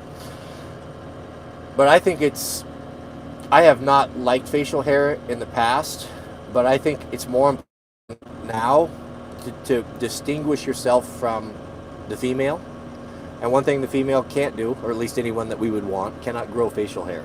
And so it is when in a time and in a country where all of the lines are being blurred between the masculine and the feminine, I think whatever we can do to accentuate our masculinity, i.e. growing a beard, facial hair, dress like a man, don't wear things of unisex, be very different than the feminine. And also with your wife. That's why Mrs. W, she will not leave the house with me not wearing pants. She will be in a skirt. She will be in a dress. Her hair will be done. She will look pretty. She will look feminine. and there will be no question whatsoever when the two of us arrive or get out of a vehicle or go into a restaurant or a shop, whose role, what is what.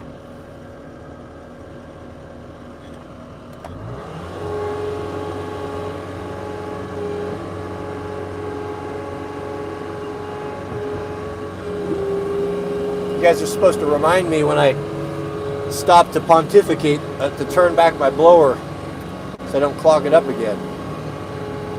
And let me know if you need a window wiped.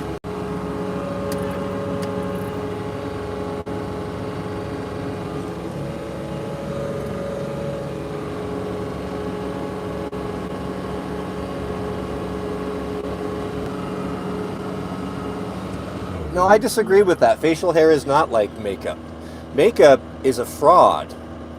Mascara, masquerade, to fool someone, to be something that you're not, to portray yourself in a certain way when you're not that way. That's not it at all.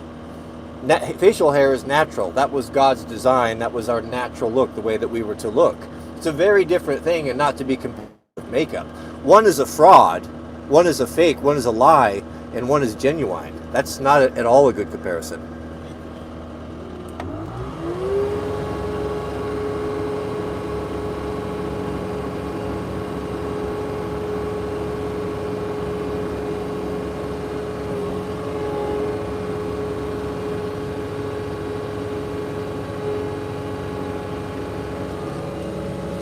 Yeah, grow what you can.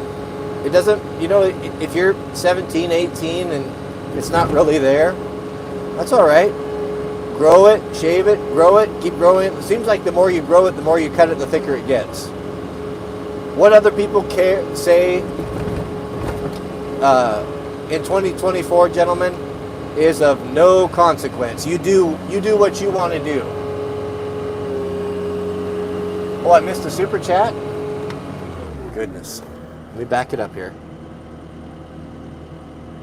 Sure enough, I did.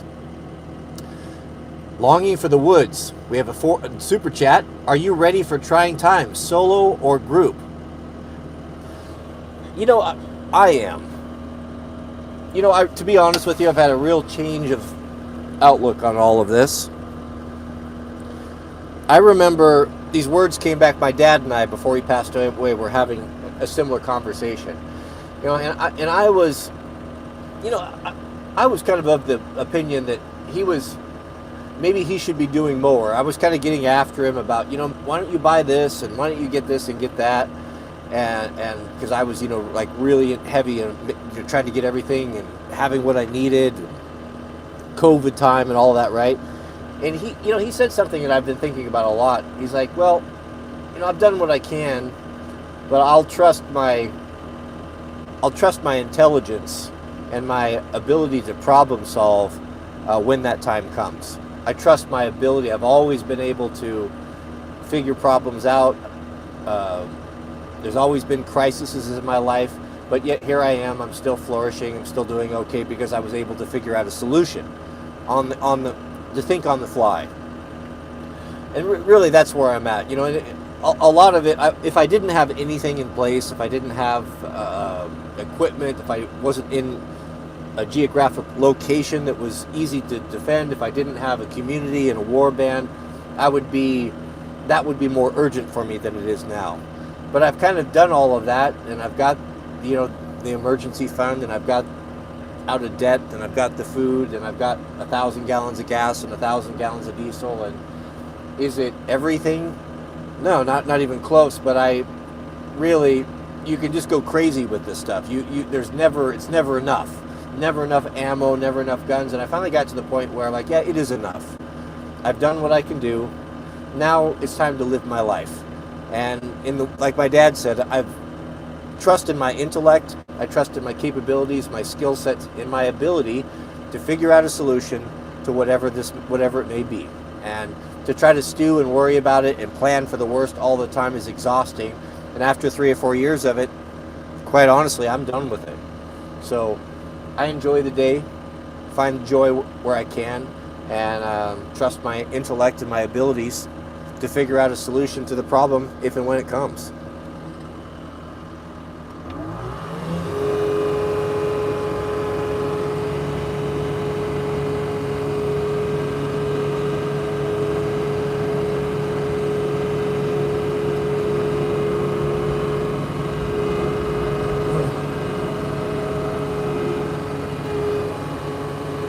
looking pretty good, gentlemen. I don't want to take you down the end of the driveway because we'll lose internet.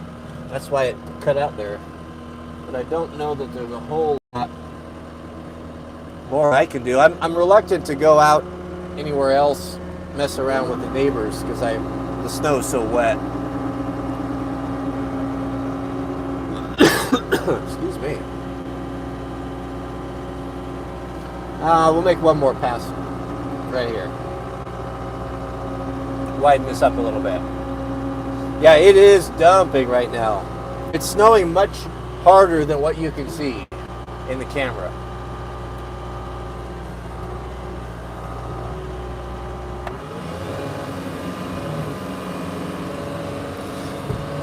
Yeah, we put in a pretty good garden last couple years. I think Mrs. W talked about this spring we're considering doing a large hoop house in addition to the greenhouse because our growing season is so short. So that's something that we probably do in the spring.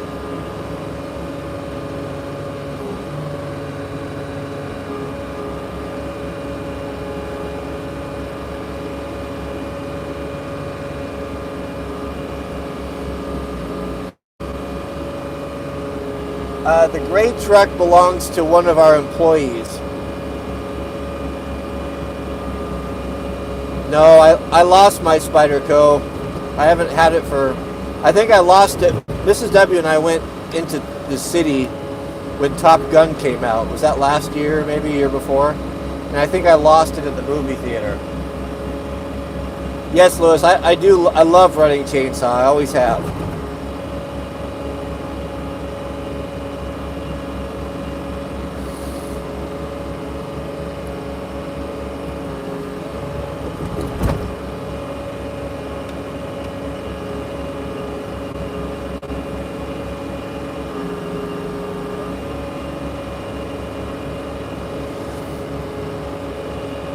Yeah, Tom, I would consider planting trees. Actually, funny you mentioned that.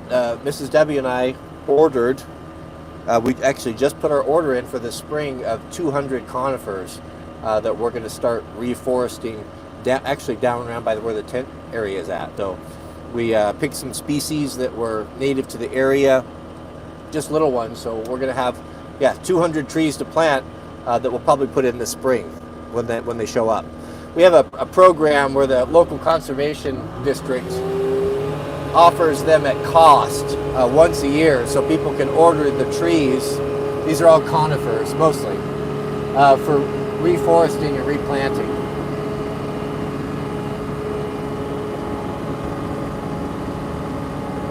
What's my next big endeavor? It's going to be the log cabin. Is going to be the big one. As I stated, we just got a permit, so we're good to go in the spring.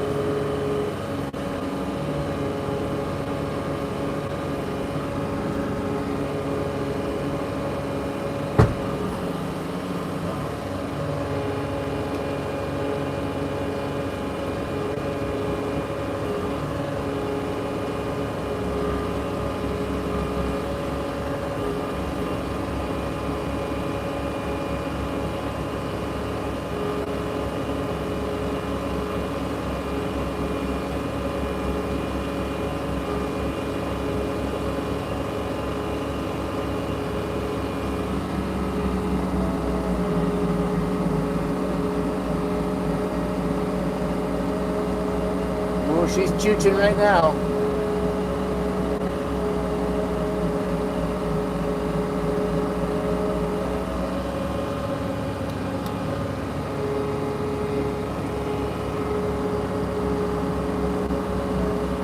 Yes, Daniel Defense are good rifles. That's my pick. Daniel Defense, older Colt, BCM, Knights. Well, I've heard Knights has had some problems of late. LWRC, one of the Warband, Mr. Peter actually, he's a big fan of those.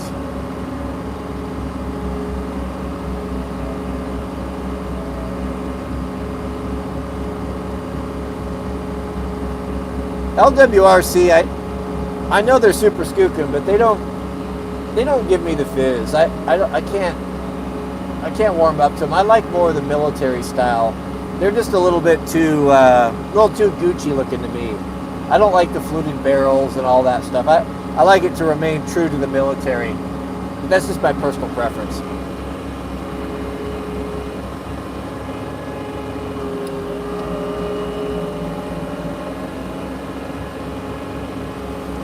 Well, I can assure you, out west, they're all about building permits. You know, it's good and bad. That's why we don't have trailer parks around here either. So, you know, I understand. It's not all bad.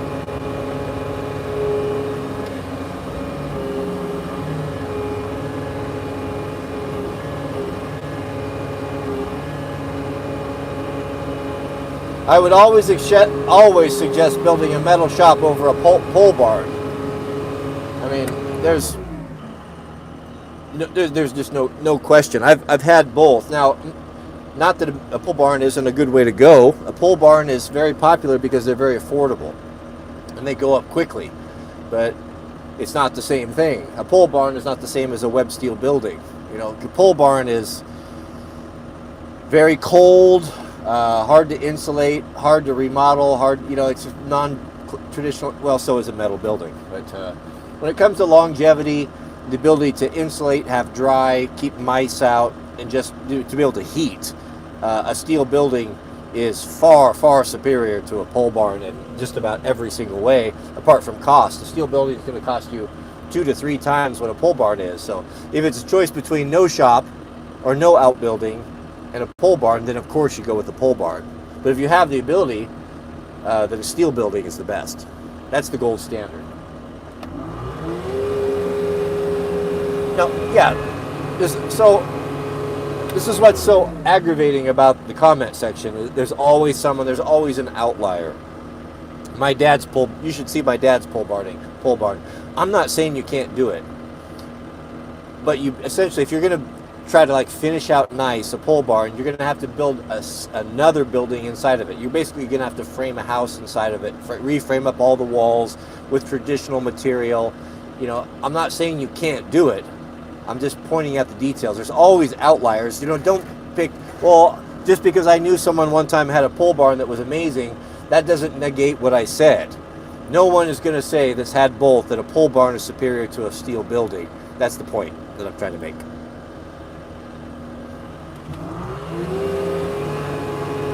Oh, it is snowing, gentlemen. Snowing very hard.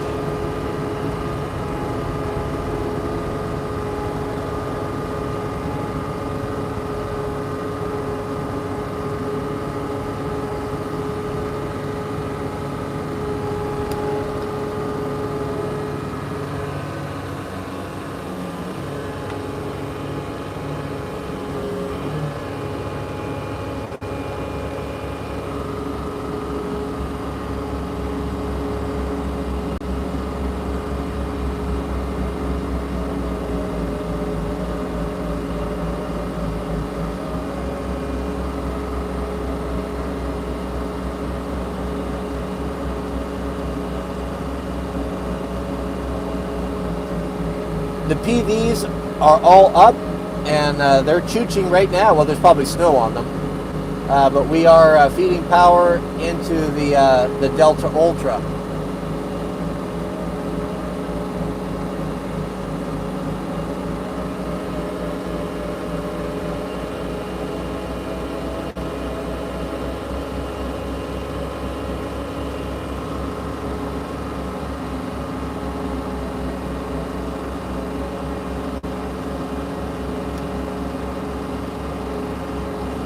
My favorite Grand Forest Brooks axe is the small forest axe.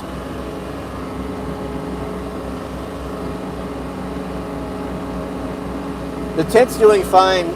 So we got down there this morning. Well, actually, having the heater in there and running the heater at night keeps the tent free of snow.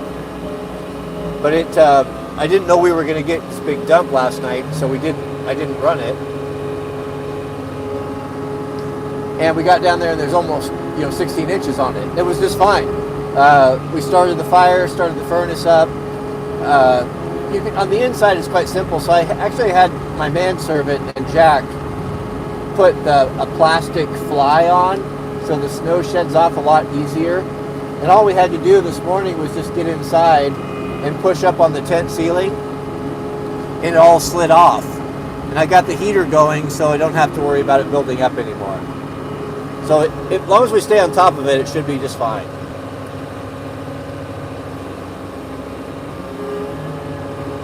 Well, for personal hygiene, my default Loctite is the blue, the 243.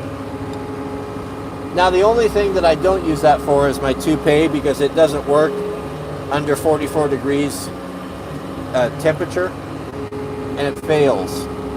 So I have a proprietary recipe for that. Yes, everyone should have a manservant.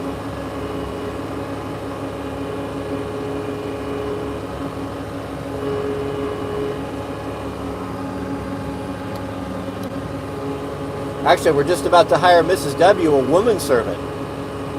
So she's part-time, but she's looking forward to that.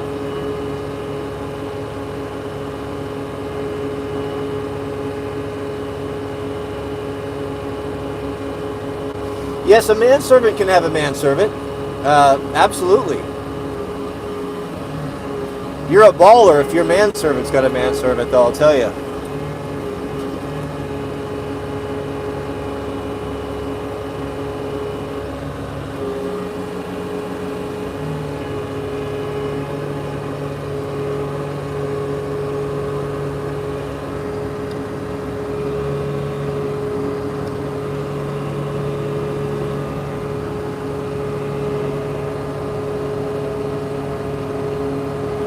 I guess, yeah, you could call it a maid is different than a woman servant or a man servant.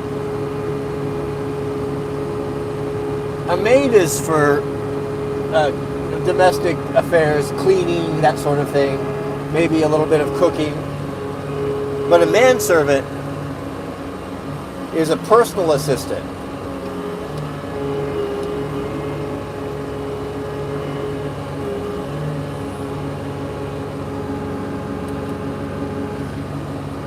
Like my manservant, oops, I put my brake on. My manservant will, what do I do here? Will, dress me in the morning, lay out my clothing, catalogs and maintains my my toupees, make sure that my fire is started in the morning. In the wood shop, my batteries are all charged, my shoes are polished, all those sorts of things.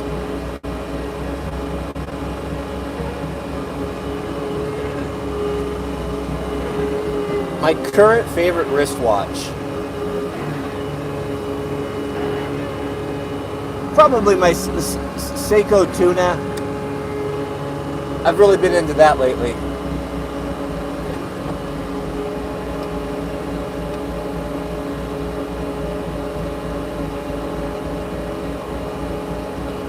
Yeah, you have made it. If you've got a manservant for your manservant.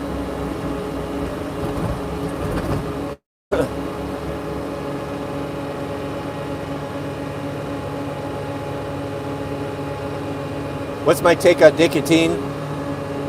My take is I love nicotine. Unfortunately, fortunately, I gave it up about 20 years ago, but I still miss it. If I was to be honest.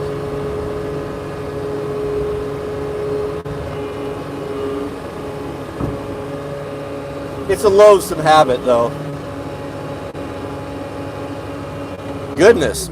Honk the horn. We have a super chat from Mr. William Albert, who writes, midwinter so far in New Jersey. Love those shorts videos that you post. They're useful, humorous, and very addictive. Well, thank you, brother. I appreciate that. Thank you for your generosity. Let us proceed.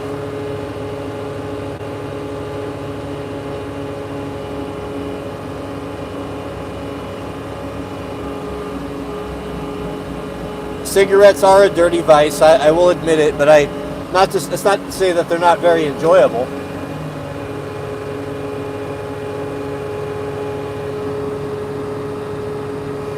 Yeah, I like good tools. I'm of the opinion. Here's the deal. I've never, ever, not once, not ever in the history of my entire life, ever regretted buying a quality tool. Never. Even when I didn't have the money to do it. But I have regretted buying stuff that lets you down or is not a quality tool. So, now, you can't always get what you want. I mean, let's be honest, right? But it's a process. You know, you got to remember, I'm 53. I started buying, my snap-on tools I have quite a modest collection, to be honest, compared to like a pro mechanic. But I started buying my snap-on tools when I was in high school. And I got some from my granddad and, bought a few more over the years. Most of what I've bought, very few have been off the tool truck. Like my toolboxes are all bought used. I buy a lot of snap-on tools used. Not all, but a lot. But no, I don't regret buying any of them. And I have all of them that I've ever bought. And every time I use them, it is one of the pleasures of life. So I'm not saying that that's the only tool out there. Just whatever it is, buy the best that you can afford. There's a lot of options now. Icon are making good tools. Harbor Freight's premium brand. Milwaukee making great hand tools. To be honest, if I were to open up my box and I had a full spread of Milwaukee hand tools, I would be happy about that. They would give me the fizz. I would not feel like I needed to upgrade. Icon, probably the same thing. So get what you can afford. Buy the best tools that you can afford, I guess is what I'm saying. And I would rather have secondhand snap-on tools than a new tool that was a lower quality. And it's money in the bank. You take care of them, they're always going to have that value. Yes, we'll be planting a few fruit trees, some deciduous as well.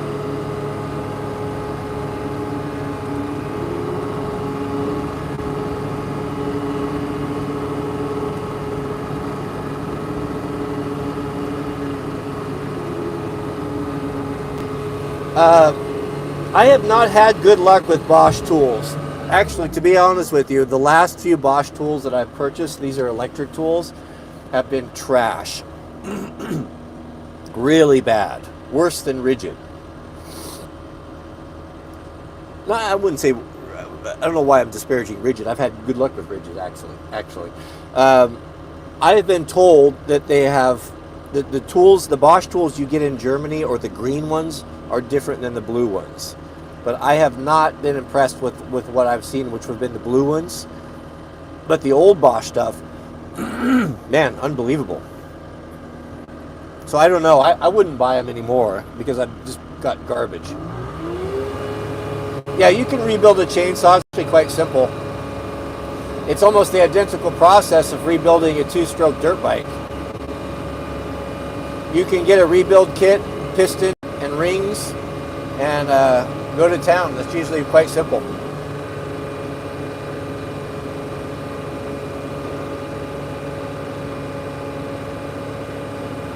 Well, the timber sled is actually I'm gonna pull it out of the trailer here shortly. As soon as I'm done here with the driveway, I'm gonna bring it into the shop, and I've got to put a new Brembo master cylinder on it and bleed the disc brake. I'll do a video for you guys.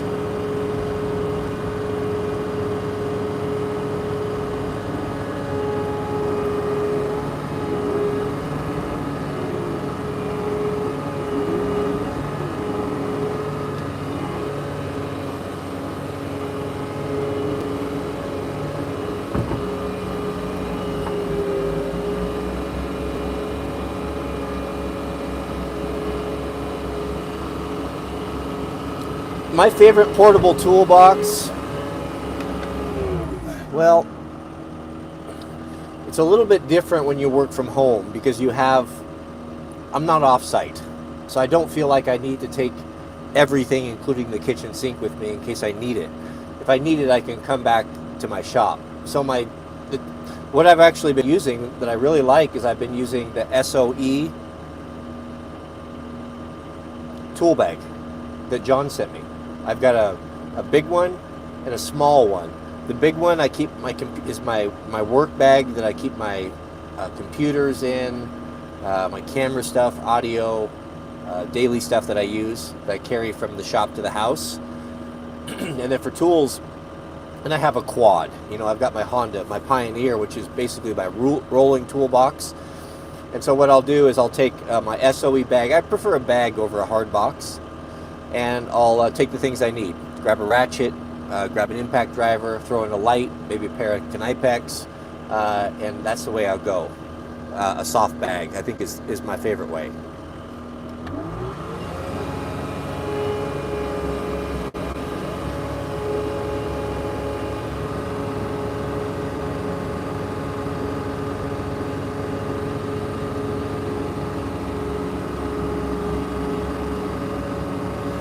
What's the first machine you should buy as Proho? That's a very good question. Of course, it depends on your budget. I think the first machine you should buy, if you have land and you plan on doing stuff, moving things around, having equipment, I think the skid steer, this would be the last piece of equipment that I would want to give up. If I've got the excavator, the mini excavator, I've got the track loader, and I've got the regular traditional farm tractor. The farm tractor would be the first to go. The mini excavator would be the second to go. And the skid steer would be the third to go. And the last to go would be my side-by-side. I think having a side-by-side, like a Honda Pioneer, whatever you choose, Kubota, I think is the first thing you should buy, especially if you have over 20 acres.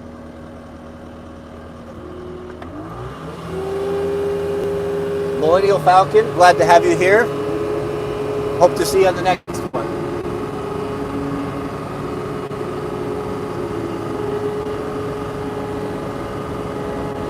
Yeah, D4 cat is cool. I would like to have a cat as well, but you know, to be honest with you, and this is someone coming from a background of someone who grew up excavating, had my own excavating company, have had all of this equipment before.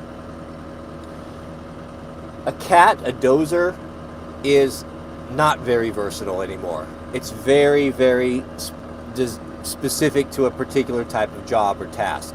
Now, a high drive D4 cat with an arch on the back and a brush rake up front, yeah, that's a tailor-made awesome logging vehicle, no question. But that's not a good homestead vehicle. You'll find very, very few applications where you can use a cat or even have any use for it. First thing it's going to do is going to tear up everything. The tracks, you can't put it on the asphalt, you can't put it on your drive. The track loader with the rubber skids, it has made that machine irrelevant for small scale, for Proho, in my opinion. I can transport this to a neighbor's house. I can put it in the back of my dump trailer. I can tow it around with a regular 1-ton pickup. I can run it down the street if I need to. It's got quick attach on the front. I can put forks. I can put mowers. I can put snow blowers. The versatility of this machine, a full cab, heated, is so much better and so much more versatile and so many more things than a dozer that I wouldn't even be able to use a dozer here. It wouldn't be of any value to me whatsoever.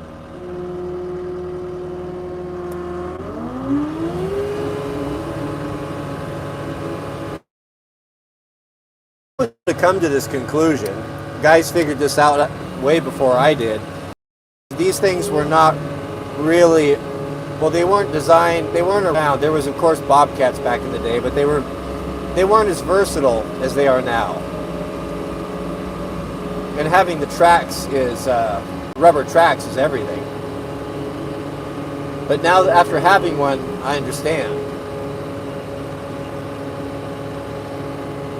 I would recommend buying used machinery, provided I bought a couple different brands. I would only buy Cat or Kubota. Nothing else. I would only buy something used if I really knew it.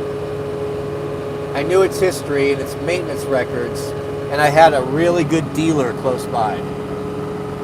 And I wouldn't buy anything too old. I'd rather have something that was newer with higher mile hours than something old.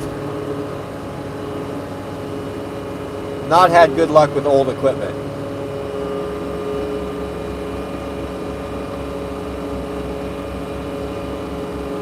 So my recommendations for a generator, I have two recommendations.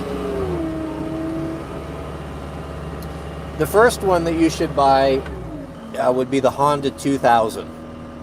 That's going to be a portable generator that is going to be super versatile.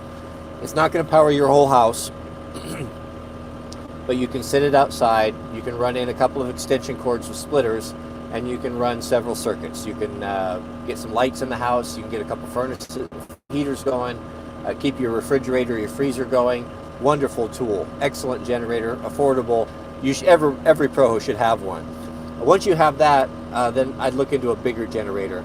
You know, probably 7,000. Get a big 7,000 Honda electric start, unless of course you want to tie one in. So I have 3 generators. I've got a Honda 2000. I've got a 7,000 Honda, and then I've got the whole house backup generator, which powers the house and the shop on an automatic switch. So when the power is cut, that comes on. Now that runs off propane, and I've got 1,000 gallons of propane split up over 2 tanks. So if one fails, I don't lose everything. Don't have all my eggs in one basket, and those are tied in on the big backup tank. So that will run for a long, long time. That'll keep our house powered for a long time, and the shop. And the tent site, the campsite, the tent as well.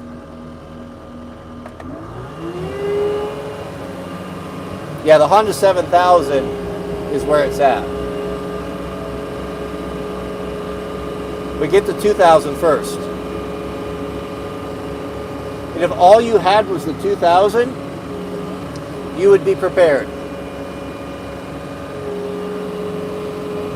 Yeah, shrimp is, not only is it bugs, it's unclean. It's not, shouldn't be consumed, shouldn't be considered food. Goodness, we have a super chat from Mr. Robert R. Says, give us your favorite pro-ho joke and show us some of that pro-ho humor. Man, you put me on the spot. I am not a comedian, and I'm one of those people that can't remember jokes or anyone's names. You put me on the spot to tell you a joke. Oh, let me think. I got nothing. I got nothing, I'm sorry.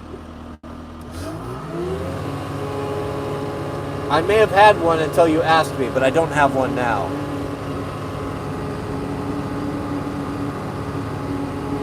It's a funny story.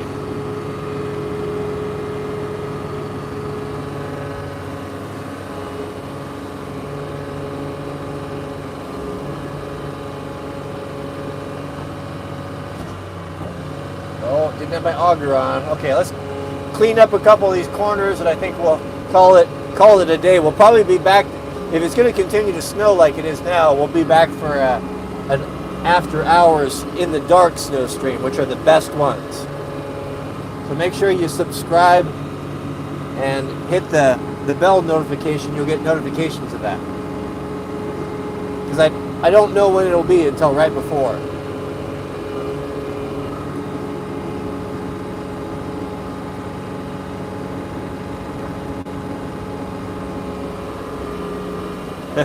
How do you know when Proho is at a party?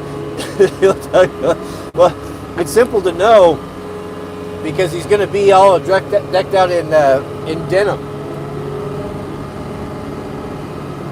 All right, we're looking pretty good. We'll clean up this corner right here.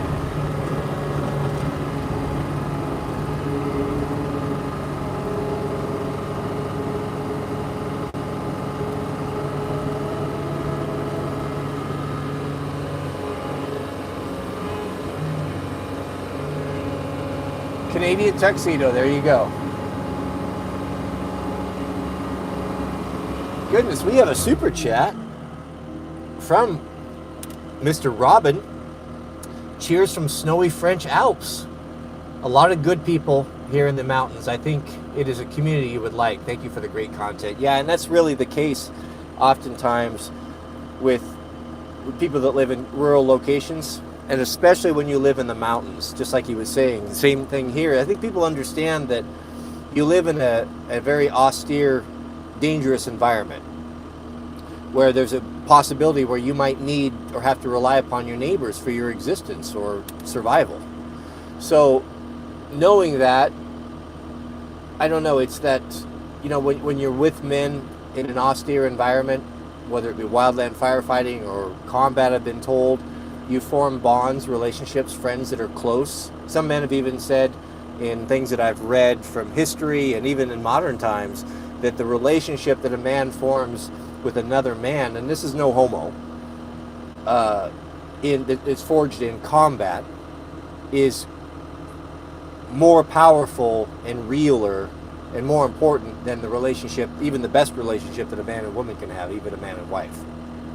And I believe that. I have no question. No homo. I'm not talking about that. When you write about, when you read in the Bible about the relationship between King David before he was king, when he was being persecuted by Saul, and Saul's son Jonathan, they experienced that relationship. They fought together side by side in combat, and they wrote of their relationship and their friendship very lovingly. And I think that that's the same thing extends in a small way where people living in the mountains, where you tend to know your neighbors, you're more friendly with your neighbors because you know that you need to rely upon one another.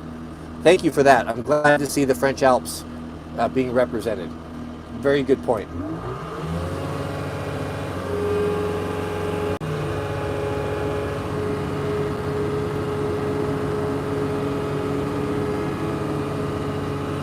Oh, I didn't finish my push there, did I?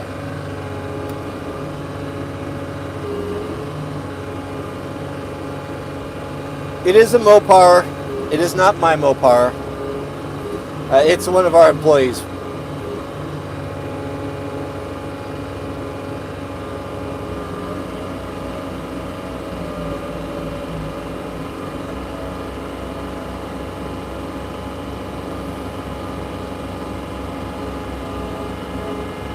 I do like timber falling. It is half fun, half terrifying. It seems that that's what makes something fun, is it's got to have some danger or risk in it. Good to see you, Battle Chemist.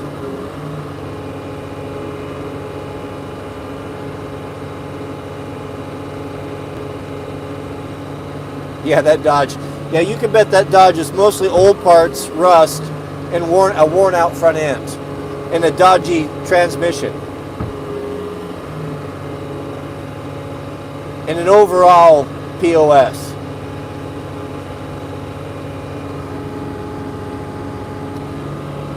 You know, Lewis is asking how I sharpen chainsaws. I've tried everything. I've done videos on every single method. Here's how I do it.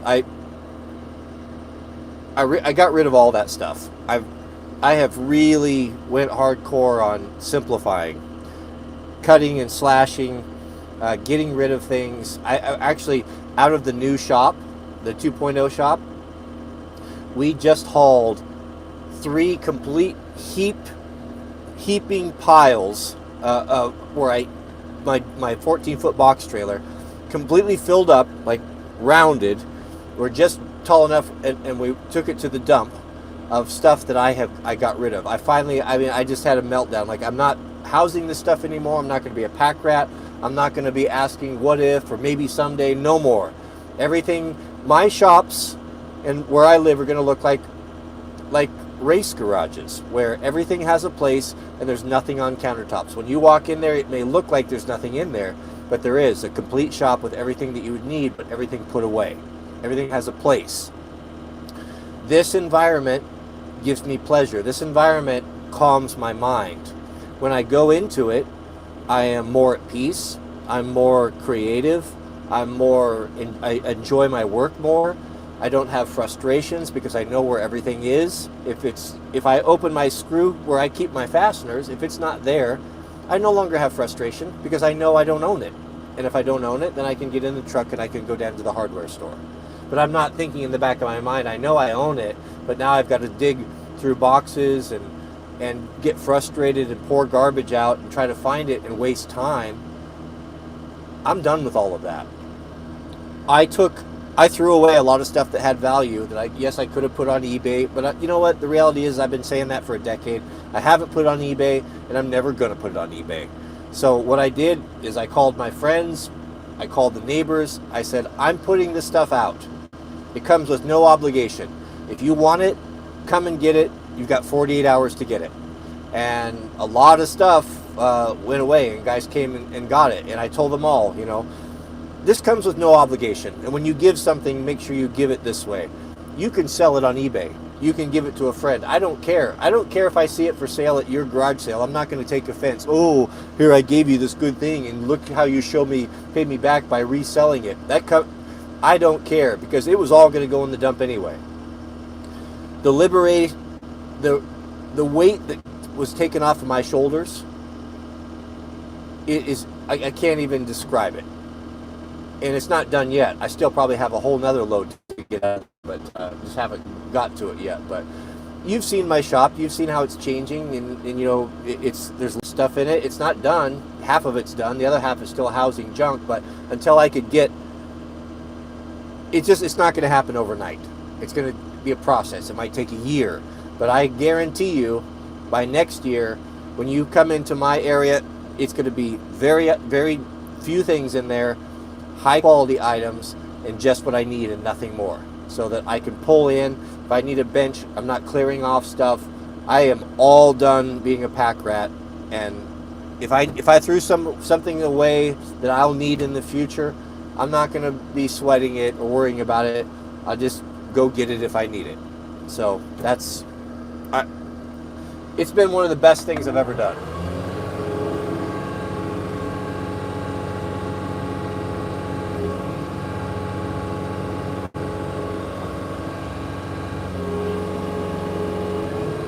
It is snowing hard, gentlemen.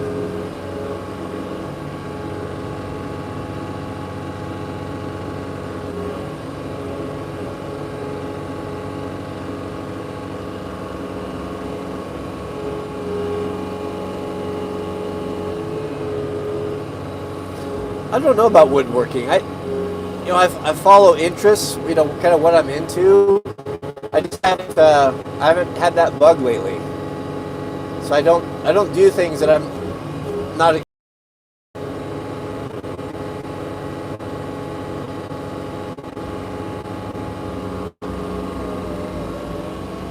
We should probably, Jack parked right on my driveway right there, but we should probably plow. If we don't plow the driveway down to the tent, we're going to be sorry. But I'll probably lose internet down there, so I'm not going to do that. I'll do that later.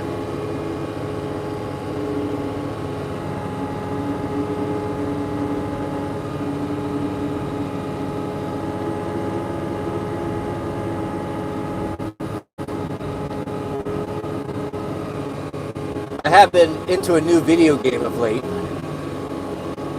I've really been enjoying playing DayZ. Anyone here play DayZ?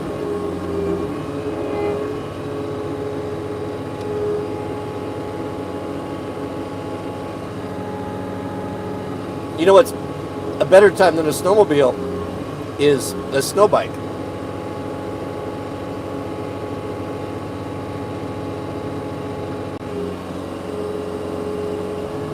Yeah, DayZ is an excellent game. All right, gentlemen, I think let's do this. Would you guys like to see the snow bikes? I'm gonna unload them. I can leave the stream on, and I can show this to you if you want. Let me know in the comments. If not, I'll just end the stream and we'll pick it back up when the snow builds up again. But I'm gonna going to pull my bike out and my truck out and bring it into the shop, and I've got to get the brake master cylinder installed. You guys want to see? All right, we'll plow out the trailer, and then we'll pull the big 450 out. Let's get this trailer blown out.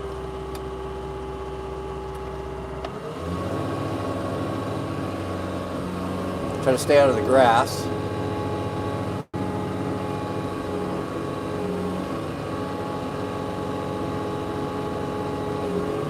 You know, I tried to play Escape from Tarkov, but here's the thing. You know, you Zoomers, what you don't understand is I've, 54? I forget. Doesn't matter anymore. So I grew up playing at the Atari 2600.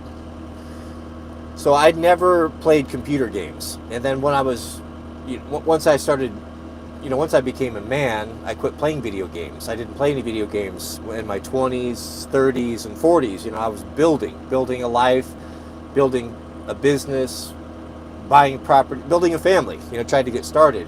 Well, now I've got a little bit of breathing room, and so I've enjoyed it, and the fact that my son is into online video games. I wanted to be involved with what he was doing, so I just kind of dipped my toe into it. But I can't play on a computer keyboard, or it's not that I can't. It's just that I'm not interested in learning it. And yes, I understand it, but when I get stressed out, then I don't know where to move, and it's terrible. So I play everything on a controller, on the Xbox. So I play 2 games. I play Apex, and I play DayZ, and I play 3 games, and I play Minecraft. But I play everything on a controller.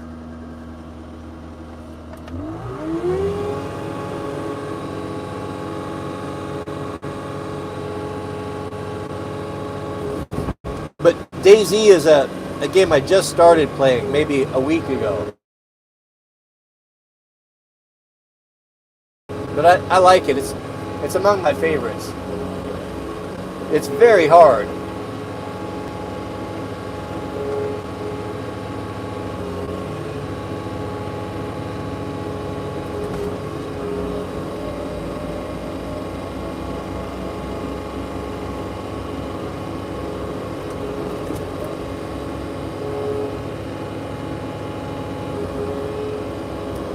I play everything on Xbox. I'm not a PC guy. I use Apple. I use Mac. Mac's made for creative people. They never tired of telling you that, don't they? So I got a gaming. Jack and I bought a couple of Razer gaming computers a few years ago, and I'm not a fan. I just don't like the operating system, and it's just terrible. I'm not a hacker. So, you practically have to be a hacker and know all that. I have to keep it simple, gentlemen, to be honest. The Xbox is simple. I turn it on, it works.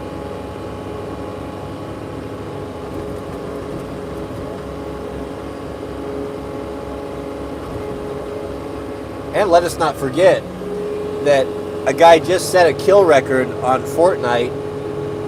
I think 45, 46 kills in one game on a controller.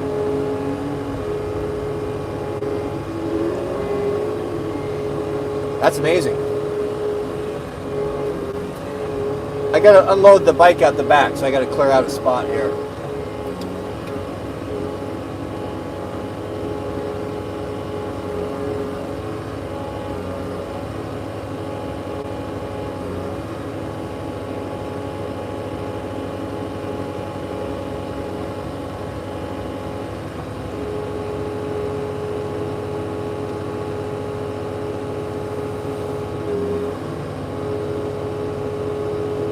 Okay, we're going to make one more pass here, gentlemen. Here's what we're going to do. I'm going to, I'll park the camera where you can see what's going on.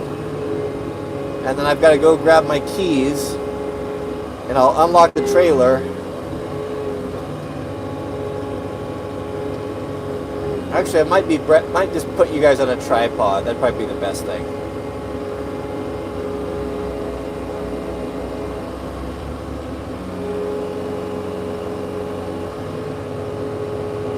Oh, would I use a timber sled in the winter or fall out? Oh, it would be a tremendous capability. And will be a capability if need be for the war band.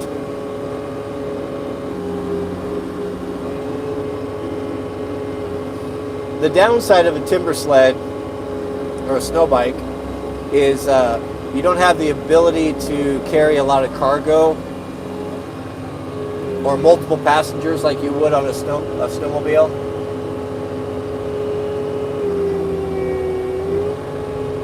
Okay, let's put this away, and then I'll just bring you guys back with a tripod.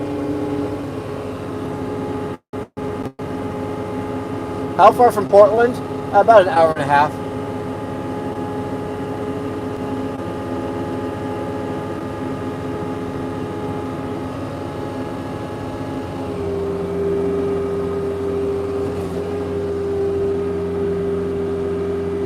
All right, let's park this.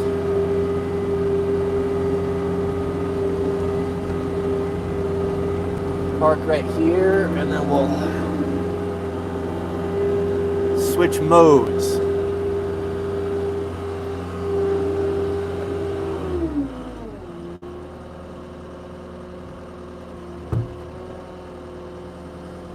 I would always recommend a trust. Yes, absolutely. Okay, let's see. How's the best way? I'm going to pull you guys off the mothership here. Unplug. All right, we're mobile. Oh, I'm all wired in here. Hold on. Oh, speaking of sleds, neighbors got their sleds out. Can hear those two-stroke engines screaming. Oh, I'll show you guys you guys are gonna like the Snowbike.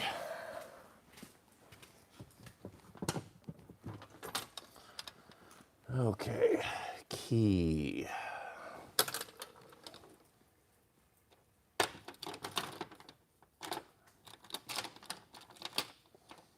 Managing keys is not easy.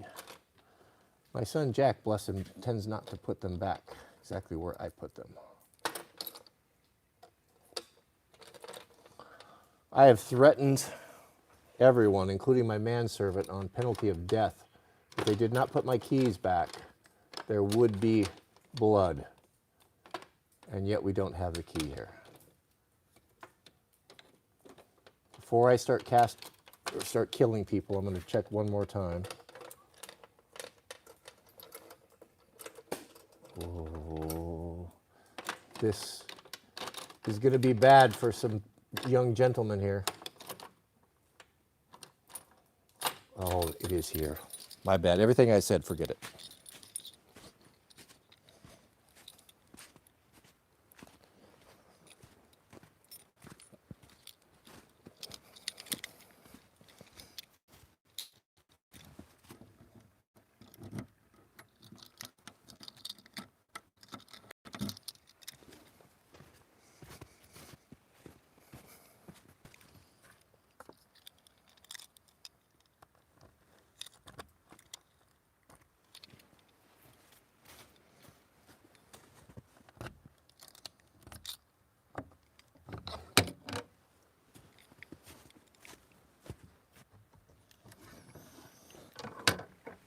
My motor quit working on the lift gate.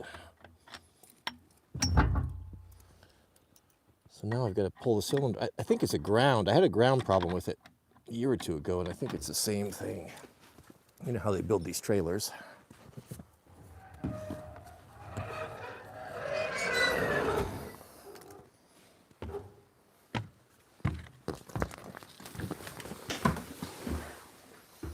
Hold on, I gotta resituate my camera handle here. Something's not working for me. There we go, that's better.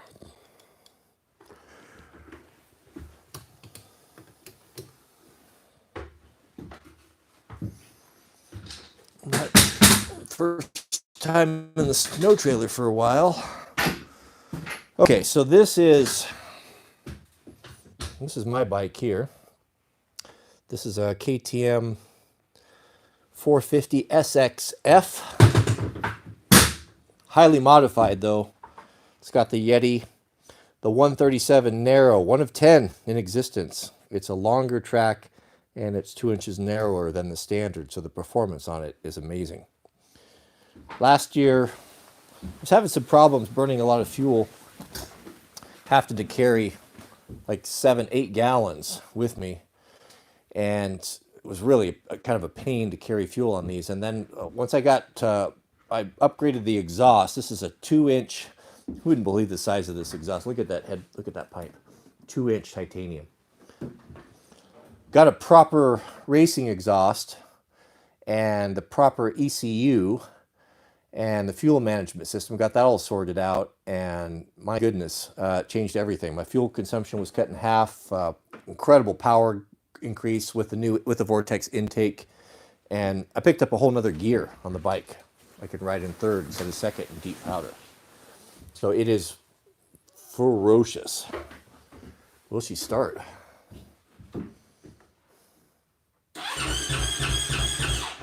Wait till you hear this with that big pipe on it. Heated hand grips. If you look right there, we tap into the cooling system. It's liquid cooled, and then run hot water through the handles so that the grips, they're warm. You can just wear just normal like motocross gloves no matter how cold it gets, because your hands are always warm. Oh yeah.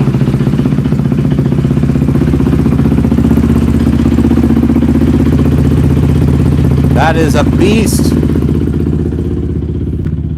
It is absolutely a beast.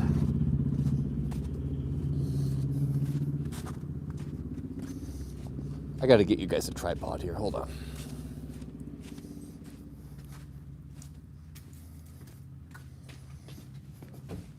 Oh, Mama Kitty's probably needing some firewood too.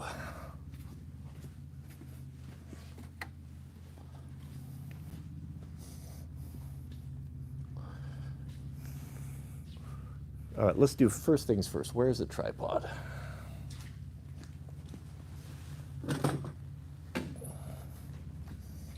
Here, I'm gonna set you guys up on my stand, and then I got my phone upside down. Hold on, this is gonna be bad for a minute. I gotta flip everything around.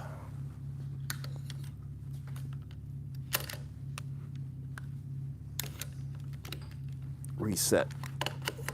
I wasn't planning on this. Oh, got the orientation wrong. There we go. This should do it. Nope, that ain't gonna work. Hold on. Get that handle out of the way. My configuration for the skid steer is very different than. We're also flashing a, what's this here? Flashing a dead battery on the mic.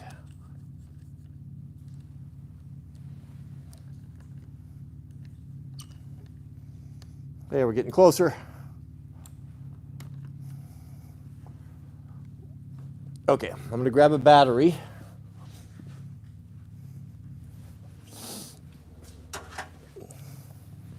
Lose audio.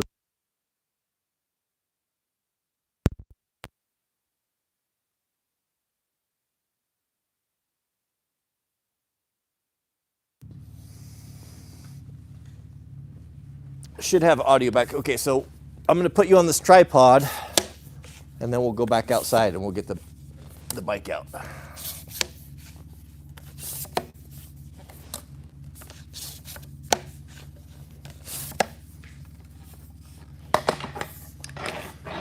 Let's go get some wood for Mama Kitty here.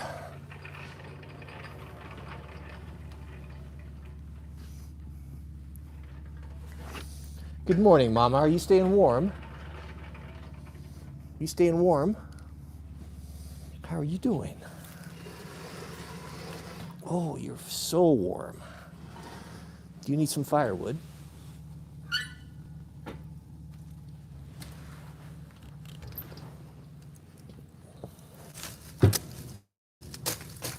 Ouch.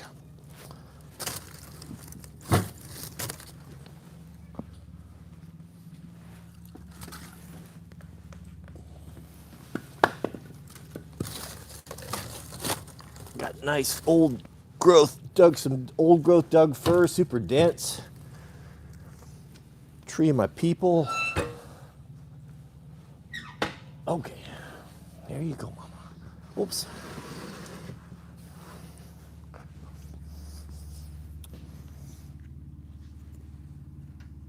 All right, let's go grab our bike. Transferring. Excellent, we're in business.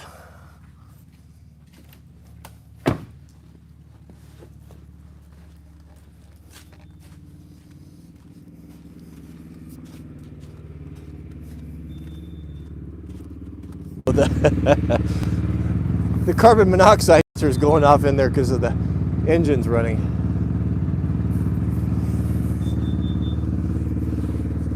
No, I didn't pick up this trailer in Utah. I bought it in Utah, but the company delivered it. Their delivery fee was like half the cost it would have cost me to go down there.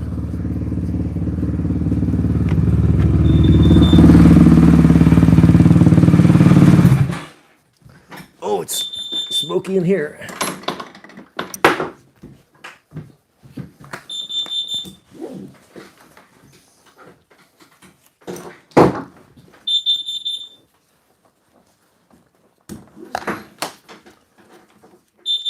Goodness, how long can I hold my breath?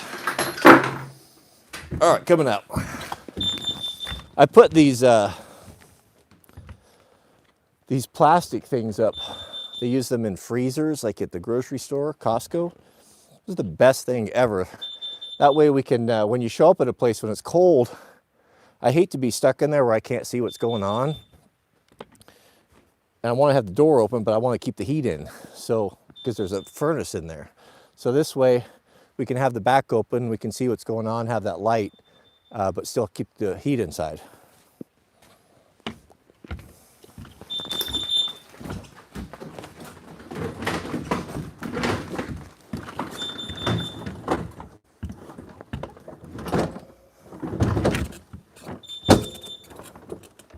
We hung up on.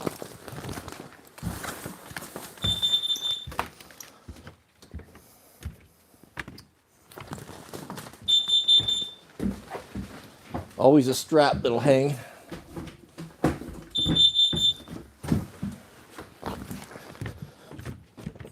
I think snow bikes are superior to snowmobiles, at least in this area, because they're a whole lot easier to ride. You can side hill with them. We can go places with these that snowmobiles can't even think about going. And it's just easier. If you're a new rider, or especially if you're older and you don't have the physicality that's required for like a mountain sled. Well, I'm talking snowmobiles. I'm not talking like Midwest man rolling around in the fields. I'm talking about mountain sleds, like up in the powder up on, Mount Fuji. It's big boy stuff up there.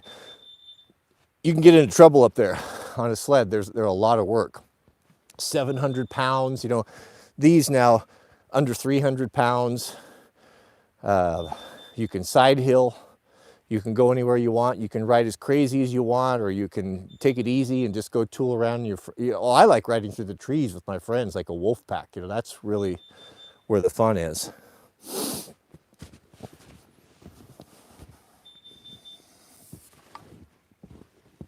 All right, any snowbike questions while we're here? So a snowbike, you can't buy them production. So I got to turn that alarm off. Hold on.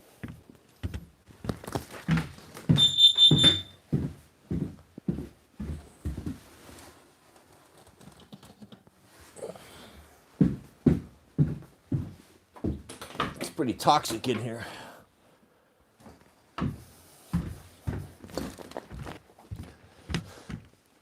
So you have to build them yourself. Start with a motocross bike. The 450s are the best. And then you have to decide on a kit. So they bolt all up. There's fit kits for every model. You can go with timber sled are popular out of Idaho. Yetis are the best. They're made up in Canada. All titanium carbon fiber. I know they're better because I ride with both.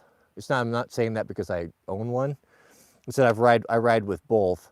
And the guys that have timber sleds, if they ride with guys with Yetis, sell the timber sleds and get Yetis.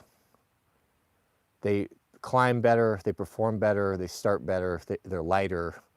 They just seem better, but they're more fragile too. This drive belt here, it's all a belt drive system. It sits down there pretty low, and I've had to replace this outer cover 3 or 4 of them. Actually, I keep 2 extras with all of the parts needed in the trailer with me. I've actually had to replace these on the mountain because it's a problem. I've never broken my own personally. All of the ones that have been broken have been on jack sled with other riders on them, new riders.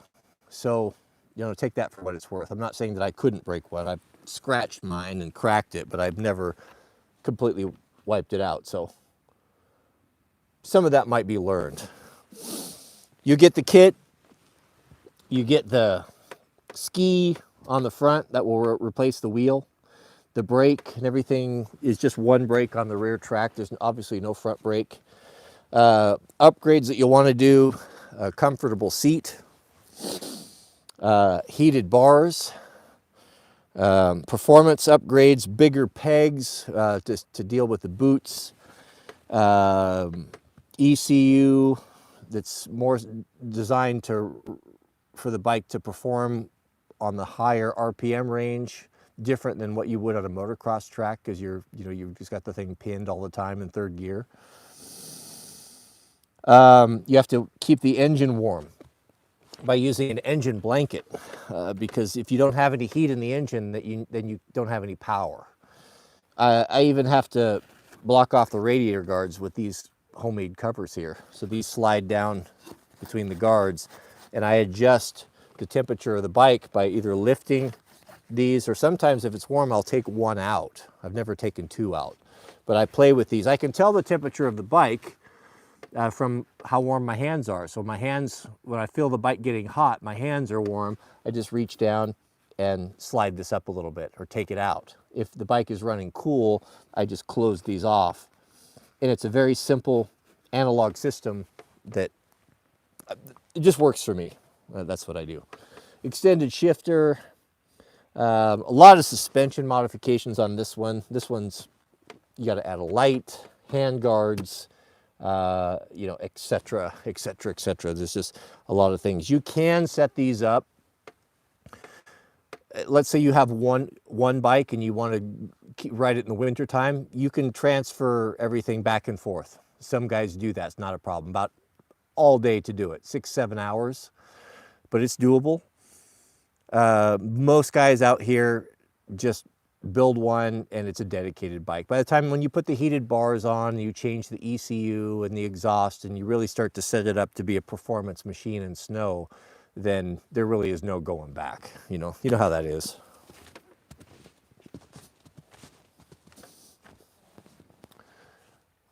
All right, any questions?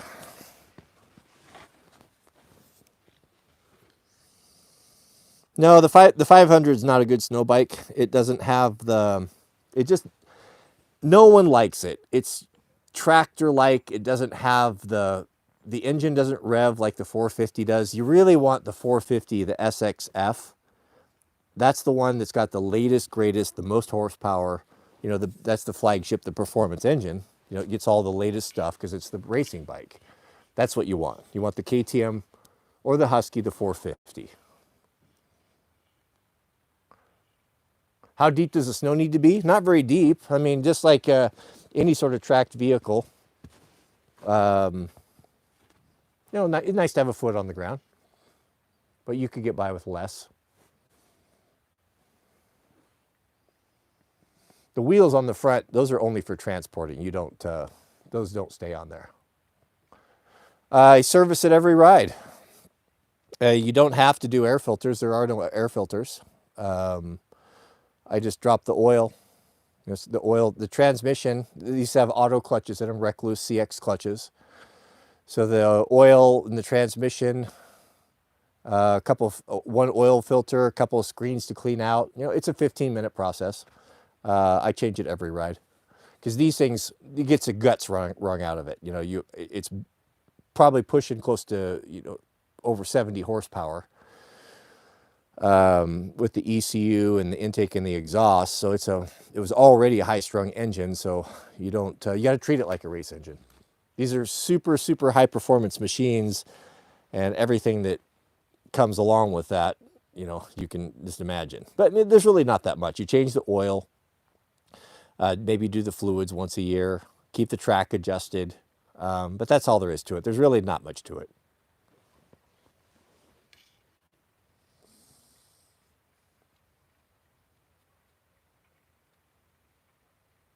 Yeah, I've side by side with tracks they're useless. Not in the mountains anyway.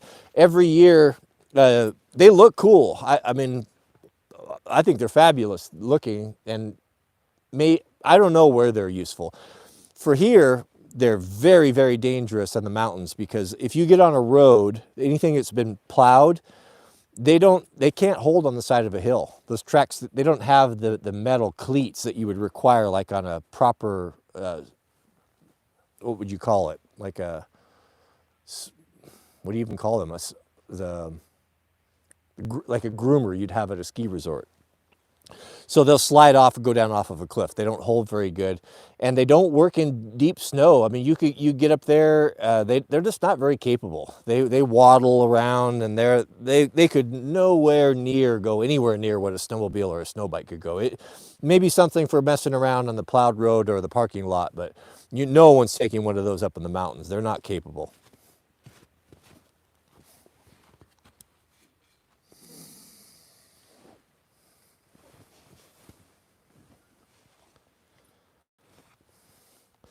The top speed, they're not super fast. It's not really about that, but I think I've had mine up to 60, 65 or so. It's got the short ratio transmission.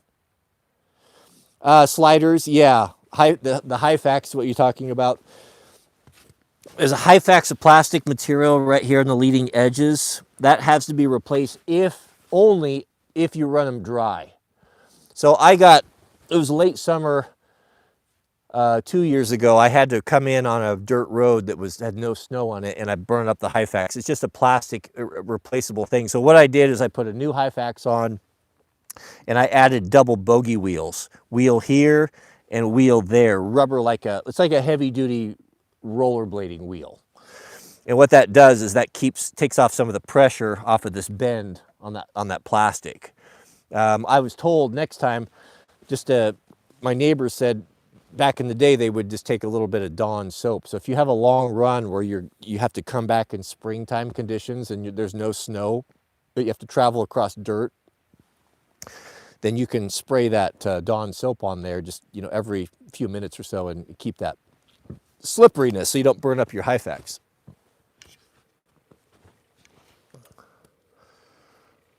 Do a wheelie.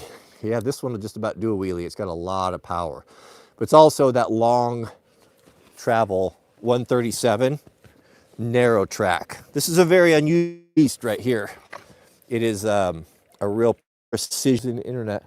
I'm going to sign off here and get my snow bike up and going. I probably won't do a live stream on that. I'll try to shoot a video of doing that master cylinder. I'm reluctant to do that. It's so neat, people don't tend to watch those videos, and so it doesn't give me any incentive to make them. But if I'm feeling it, I'll do that. All right, thank you everyone for hanging out with me. Subscribe, hit the notification. If it keeps snowing like this, we will be back this evening doing a nighttime or after hours snow stream, most likely. And we'll probably go out around town and help out some friends and neighbors as well. Keep us in your prayers. May God bless you and your families. Don't forget, I forgot what I was going to say. Doesn't matter. Keep us in your prayers. We'll see you guys on the next video.